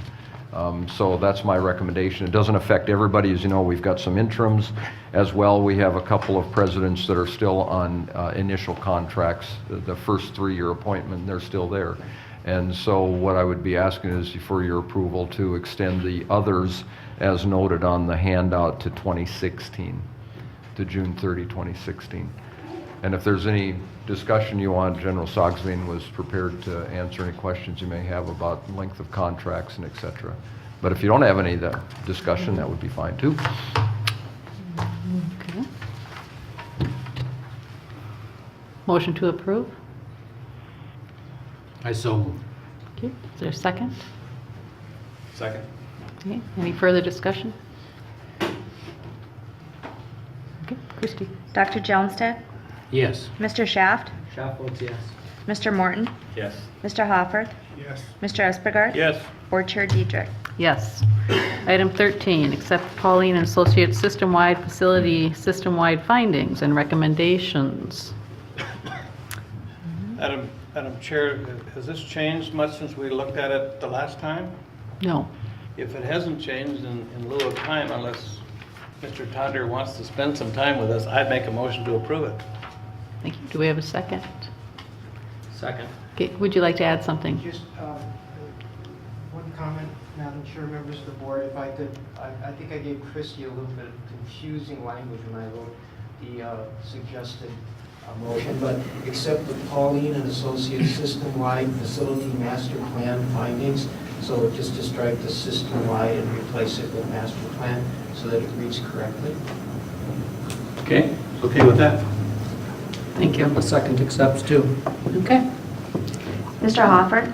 Yes. Mr. Shaft? Shaft votes yes. Mr. Morton? Yes. Dr. Johnstead? Yes. Mr. Espegard? Yes. Board Chair Diedrich? Yes. Okay, I believe we move to item 14, Academic and Student Affairs Committee recommendations. This is a consent agenda. Do I have a motion to approve? So moved. Thank you. Second?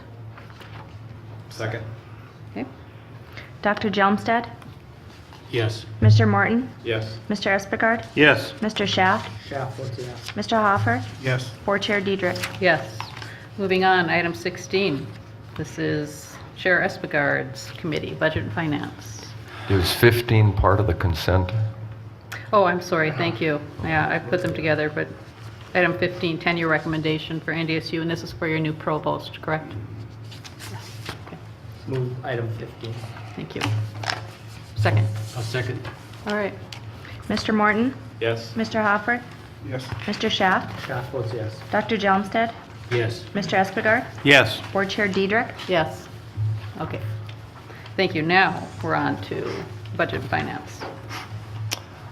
Madam Chair and members of the board, we have together here today the 15-17 budget as proposed, that will be proposed to the governor and sent forward with his recommendations to the legislature.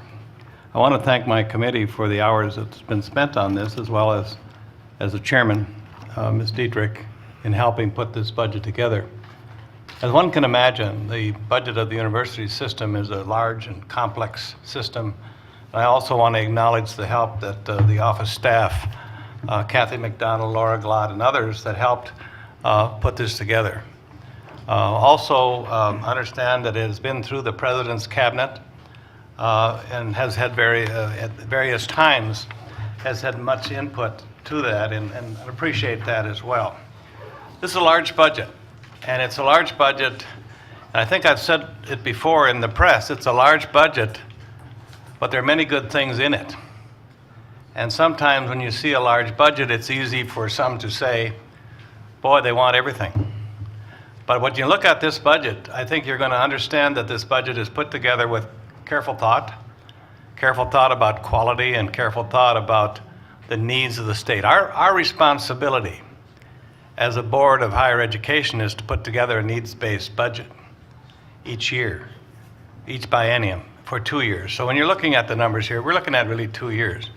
And we start with, and I've just handed out to those folks here, the budget as we've worked on it.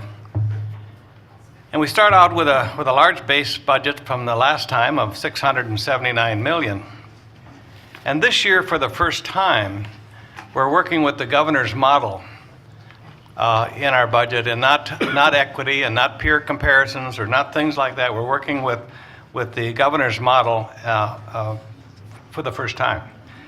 We'll go from this governor's model, and I'll talk about that a bit, and then we'll go over to some optional base requests, and I'll ask the chancellor to go over those individually as we talk through those as well. There are a couple of things that hang out in the budget over the years, and we've added those in.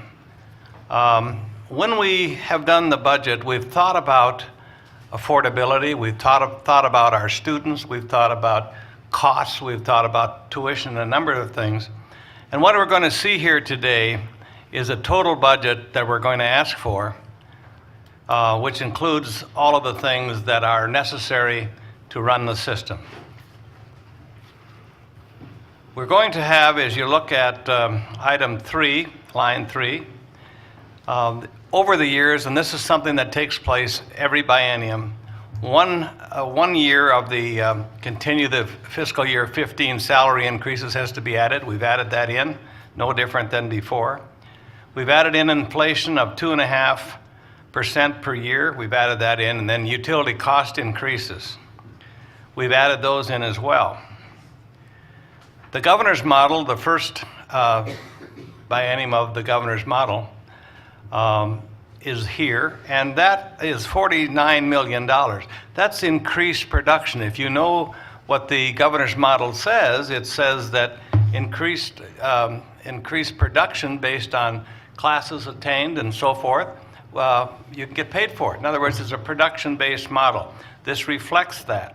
This also reflects our model, and that is taking it to the high tier in each. Now, we have different tiers. We have our research college, we have our 4-year colleges, and our 2-year colleges. And our goal has always been to move it to the high tier, the highest one moving everybody up. And so the total of that is $49 million. So our total increase in our base budget for the coming year is $73 million. $73,681, or a 10% increase, or another way to say it, a 5% increase per year. This does not include the salaries and benefits. And why does it not include the salaries and benefits? It's because we don't have anything to do with the salaries and benefits. That is set by the governor and by the legislature, and the university system accepts that. At this time, then, I would like to mention that we're running this budget different than we have in the past. We're running this budget with a tuition freeze on all institutions. In other words, we're asking the legislature to fund the entire budget. Now you say, well, what is the past practice? Has the past practice been? The past practice has been that the students have funded a portion of it all the time.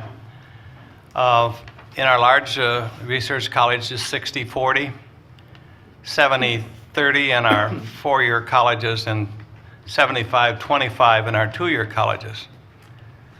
And the students have paid that, but in addition to that, they've paid more than their share. And so this is a way that we, now that the times are good and so forth, the time that we can catch up. And I'm going to show you, I'm going to hand out a sheet that some of the committee members have seen, which shows that the students have paid plenty already.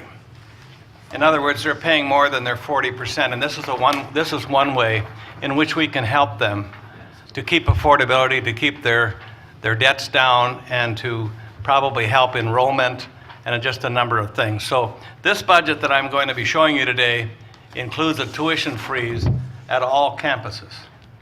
That's totally different. We've never done it before. We have frozen in the past our 2-year schools, and this is no different than that, except that it includes all campuses. I'm going to ask that, is there any questions on part 1 of this budget? This is the base budget we're talking about. We're going to be talking about additional requests that I'm going to ask the chancellor to go through after this. Are there any questions? Hearing no questions, Larry, I'm going to ask you, Chancellor, I'm going to ask you to take part 2, which is our special requests. Okay, thank you very much. Keeping in mind that we're looking at additions to the base budget at this time, and then we'll look at one-time funding later on. So I'll start on line number 13. Last biennium, we had sought funding for 24/7 campus security at all our campuses. We had not received that, so this is, we received part of it. And so this is the second round of requesting those funds so that we can have 24/7 campus security at all of our campuses. And also the system emergency and continuity of operations planning at $2.1 million. That is in legislation that we are supposed to do that planning, and our institutions simply don't have the funding to do that. So that is a request for that. There's a couple of requests there for Dickinson State to move some funding, particularly on the mental health. And then line number 15, Dickinson State, the TR Center is really going along robustly at this point in fundraising, and the city of Dickinson has recently committed to part of that. And there's $12 million that was appropriated last legislative session. And so that's moving along fine. And the funding for that, for the TR Center, has always been in one-time funding. So this is to move that into their base funding for them. And then the UND statewide nursing consortium is actually, I'm going to look at Laura, that's a standard request each biennium. It's actually funding for multiple institutions, but it's run through UND. Now from 19 on, what we're doing is one of the things that has happened through the development of a centralized IT system in the university system is that as it grew and developed, there was funding that was provided by the institutions. So there were a number of assessments that were provided for institutions. So we have a growing IT system, operations, and yet the funding for it, the system had to continually go out and assess each one of the institutions for those services. So what we're trying to do through this particular request is to fund those without going out to the institutions to ask for those assessments anymore. And it's not just about the institutions. If you look on line 21, it's also about all the libraries, all the public libraries in North Dakota that use Odin. We have to go out and assess them for the Odin system. So what we're doing in this particular request is asking that we eliminate all those assessments and that the system receives the funding that's required to operate this centralized system. Line 26, one of the things that we've been talking about many times, and we've had a number of presentations with Chairman Sanford's interim higher ed funding committee on this, and you've had briefings on it as well, and that's Parr and Starfish and Hobson. What this does is gives us the capability to really drill down into some of those questions that Mr. Shaft was asking today about success, and what this is software that allows us to do that and to drill down into it. The EB score is a research that we get federal dollars and match, and so we increase that to get that match. What is new on that is faculty startup packages, and the undergraduate research would be new initiatives. But again, that's system-wide initiatives. There's a number of institutions that participate in that. And then you can see the rest of them. Line 31 and 32, this board has asked over a number of bienniums for funding for a internal audit function, and that has not been funded in the past. The past legislative session, what the legislature did is they took the auditors from UND and NDSU and assigned those to the system office. And this is an attempt now to stand up a full audit function at the system office. And line 33 is exactly what Dr. Cowan was talking about today in career and college readiness, and to be able to fund that, she was talking about collaborating and having some summer programs and so forth, and that would pay for that. So at any rate, that, unless there's some specific items you want me to talk about, that's what we're asking for the base. I do want to remind everybody that the current funding model that was developed through the governor's task force last year and approved by the legislature last legislative session does not include funding for the central office. So that's the reason that we have to put in these requests separately. They're not part of the of that calculation. Mr. Espegard, any Anything else you want to? No, I have, that's fine. Are there any questions regarding these items on the budget? Hearing none, Chancellor, proceed. Okay, so we go to part 3 on the next page. Now, these are all one-time requests, and the campus security on the that I already talked about for the 24/7, that would go into the base. But the one-time requests for campus security is things such as lighting and cameras and locking systems and stuff like that that would be used system-wide. The UND Petroleum Engineering Equipment Program for $500,000, that's a startup program that's going along. Williston State College, as we all know, there are some incredible challenges up at Williston State. One of the things that we really need to do is get some sort of funding to them to stabilize their budget. And so this is a request for $2.5 million. It would stabilize their budget and then allow them to operate as most of the rest of the institutions get to operate instead of being at the vortex of all this activity that they've been operating at. And then again, we go back into the system, the CTS, it's basically the same kinds of things that we've already been talking about. So for example, line 45, you know, we had the IT survey breach last year. We were very, very fortunate in that regard that none of the data was actually accessed, which we were very lucky in that regard. But of course, this is to now expand the IT security, and you can see what the rest of them are there. So unless there's some questions on specific ones. Are there any questions? Move to item 4. Okay, item 4, it's too bad Dean Wynn left. Pretty much, this is pretty much all his. This was, there were some, oh, is he still here? Oh, did you want to talk about that? No, he doesn't. So, at any rate, he talked about the healthcare workforce initiative, and so there was one-time funding that came last biennium, and then this is a commitment that was made for one-time funding again for the next biennium. And then moving to part 5. Student affordability, which your board takes, we as a board take very seriously.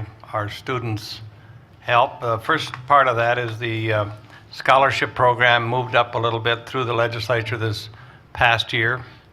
$3.5 million is what we need to have to fund that, and to increase the ACA and the CTA scholarship from $1,500 to $2,500, which is put in the last session as well. That's $7 million. And also to increase the state grant program annual award of 4% for the next coming year, $1.7 million. But the main item here is that then the item that is not here, and that is the salary and benefits. And the real affordability is here is we're going to ask that we freeze the tuition for 2 years, with the exception that if the legislature does not fund all the salary and benefits, that would be eligible for a request for tuition increase.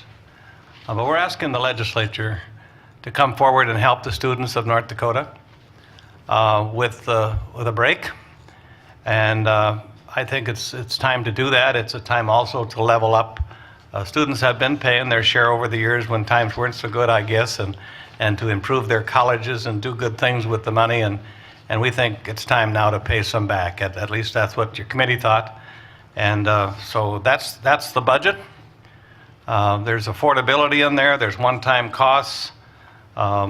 There's the base budget. That's the new governor's model. It cleans it up. It's a fully funded budget. It's a needs-based budget moved to the highest tier.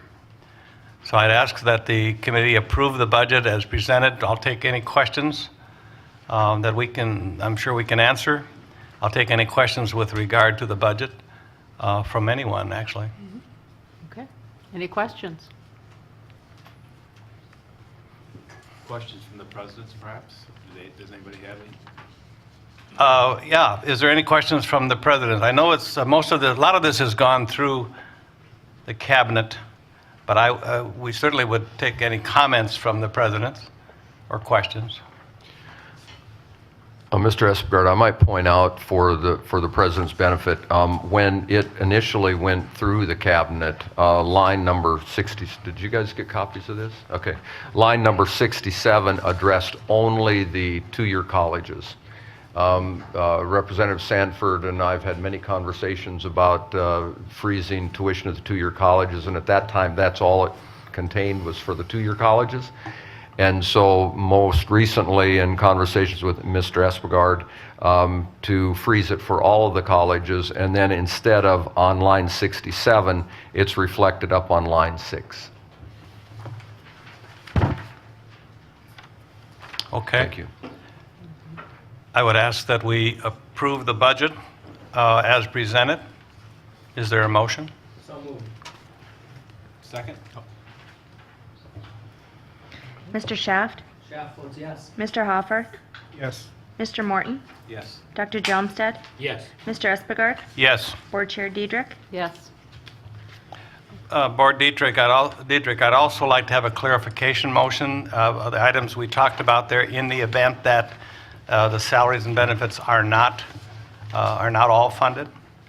The motion, I think, should read something like this. I'm looking at our attorney, but the motion to freeze tuition at all institutions for the next biennium school year and to allow for tuition increase only upon the legislature not fully funding the salary and benefits portion of the budget. Okay. I'd also like to propose that motion. You're happy with that, Marie? Yeah. Yeah. Okay, so moved. Second? I'll second. Okay. Dr. Jomstead? Yes. Mr. Hoffer? Yes. Mr. Espegard? Yes. Mr. Morton? Yes. Mr. Shaft? Shaft votes yes. Board Chair Diedrich? Yes. And thank you, Chair Espegard, for, I know you've been working on this. Yeah. But I think you have a little more, right? You, I do. item 17 too, or? Just a second, let me get back to my agenda here. Actually, if I might interject, if we go back to number 16, we actually pulled out I, and that's what we just did. But the rest of it is on consent, if you wanted to go Okay. consent on the rest of 16 and the rest of 17. Unless there's something that somebody wants to pull, I guess. Yes, we've reviewed all these before, and I would move the consent on 16 all the way through. Second? Second. Mr. Espegard? Yes. Mr. Morton? Yes. Mr. Shaft? Shaft votes yes. Dr. Jomstead? Yes. Mr. Hoffer? Yes. Board Chair Diedrich? Yes. Okay. Financial facility consent of other? Is this I'll move the consent. consent? Okay, Second. thank you. Mr. Shaft? Shaft votes yes. Mr. Espegard? Espegard votes yes. Mr. Morton? Yes. Mr. Hoffer? Yes. Dr. Jomstead? Yes. Board Chair Diedrich? Yes. Under board policy, we have item 18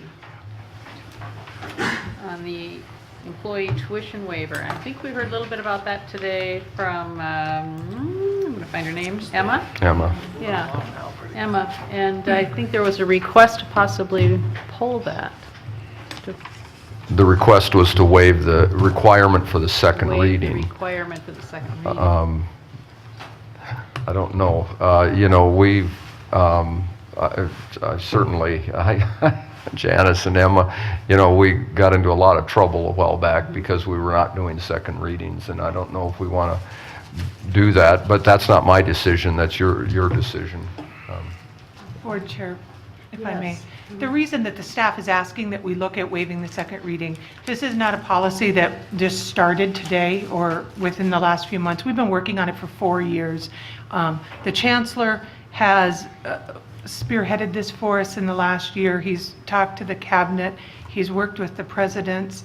I don't know that we're ever going to have 100% consent with all of our institutions that this is something that's going on, but we're in the business of higher learning, and our employees are just asking for us to look at this benefit, help them get it into place for fall semester. And if we don't waive the second reading, it will have to wait for spring semester because our next meeting is not until August, it'll be too late to implement it for fall semester. So we would be putting this off for 6 months. Until September, excuse me. So it'd be too late for fall semester. We'd be putting this off for another 6 months. By waiving the second reading, we would give our university system staff 3 months approximately to work out all the kinks and get it into place for fall. Thank you. Okay. Madam Chair, I'd like to hear what Laura has to say first. Madam Chair, members of the committee, maybe I'll just briefly summarize the change, and then I have one additional change that Ms. Hofrath supports, and I'll mention that. As you know, the board has had in place for many years a policy related to providing tuition waivers to employees, but it has largely been limited to on-campus courses. And so the statewide staff senate approached the chancellor several years ago about looking at expanding that waiver to also include distance ed.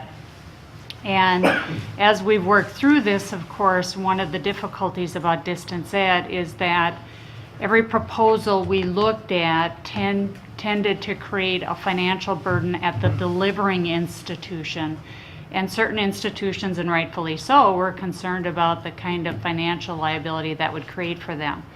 So in the spirit of compromise, both on the part of the institutions and the statewide staff senate, what this policy does is it says for online, let me backtrack.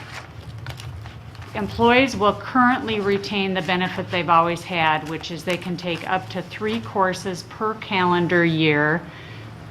Right now, that's limited to on-campus courses. We're adding to that, though, the provision that they can take now online courses as well, up to 3 combined on-campus online per year. For the online courses, though, what will happen is the employee has to pay 50% of the cost, and the employing institution has to pay 50% of the cost. So we're not asking the delivering institution to pick up that responsibility.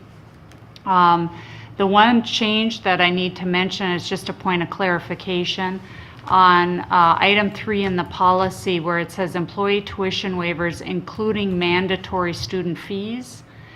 Mandatory student fees excluding Connect North Dakota, NDSA, and technology fees. So we would ask for that language to be added, and that's consistent with current practice. Although we waive tuition for on-campus courses, we do not waive those 3 mandatory fees because every student and employee has to pay those 3 fees regardless. So again, the major change here is adding the online component, 50% paid by the employee, 50% paid by the employing institution.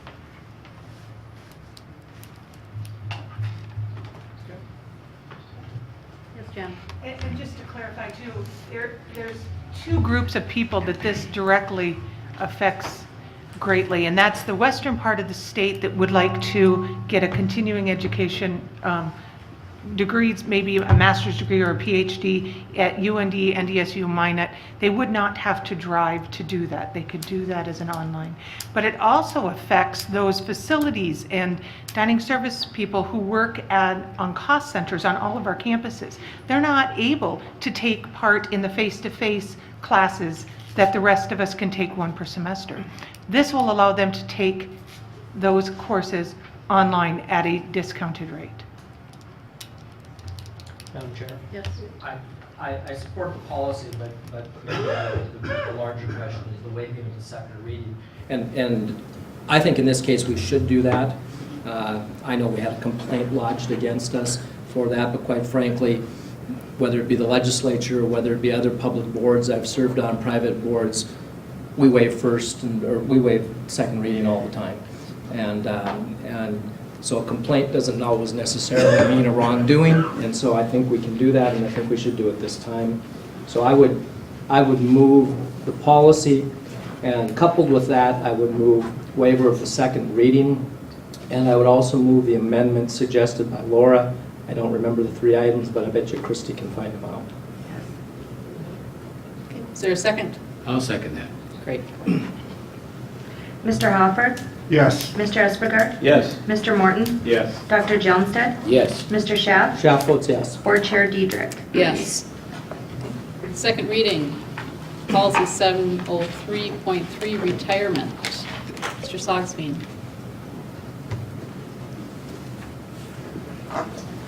Members of the board, you may recall this policy is to formally establish the responsibilities of the fiduciaries who are handling the retirement plan for the North Dakota University system. It's a TIAA-CREF plan, series of plans, 4 plans, and it clarifies that the Board of Higher Education has fiduciary responsibilities, so does the Chancellor, and so does the committee that's advising the board and the Chancellor.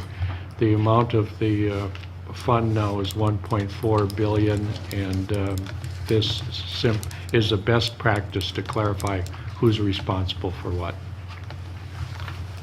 Thank you. I'll move. Thank you. Motion, second? Second. Thank you, Mr. Schaaf? Schaaf votes yes. Mr. Espargard? Yes. Mr. Morton? Yes. Mr. Hoffert? Yes. Dr. Johnstead? Yes. Board Chair Diedrich? Yes. And under other business? Board Chairman? Yes. If I might have a minute of personal privilege?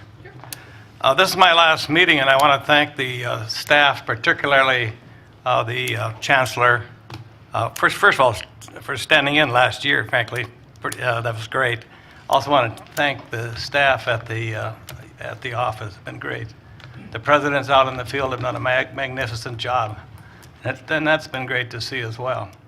And for board members, all of the board members that I've served with in the past 7 years, both the non-voting and voting members, have been beneficial to this purpose. This purpose is an admirable purpose as you think about what's getting done in this state with this university. This is a major part of the state budget. We've made significant changes today. We're advancing the university system probably like it's never been advanced before, and it is a great system. And it is a good governance that we're talking about. Our responsibility is laid out very plainly in the Constitution. There are some that probably don't agree with that. I happen to agree with it, and I particularly agree with it if we follow the Constitution. I think that's exceptionally important. I think the people of North Dakota will also see that as important in November. So best of luck to all of you, and thank you for all of the work that we've done together. Thank you. And I do need to say briefly and apologize to our presidents. We do not have your reports on here. Presidents may report to the board at this time if they so wish. I know that you did your capital project requests. Is there anything you'd like to share this time? Okay. All right. Thank you very much. I believe we are adjourned. Great. And a half hour earlier. Oh, we got to go. I'm so excited, I can't hardly stand it. Yeah. 4 years. We did it. I'm so excited, I sent out an email. Good for you. See, no.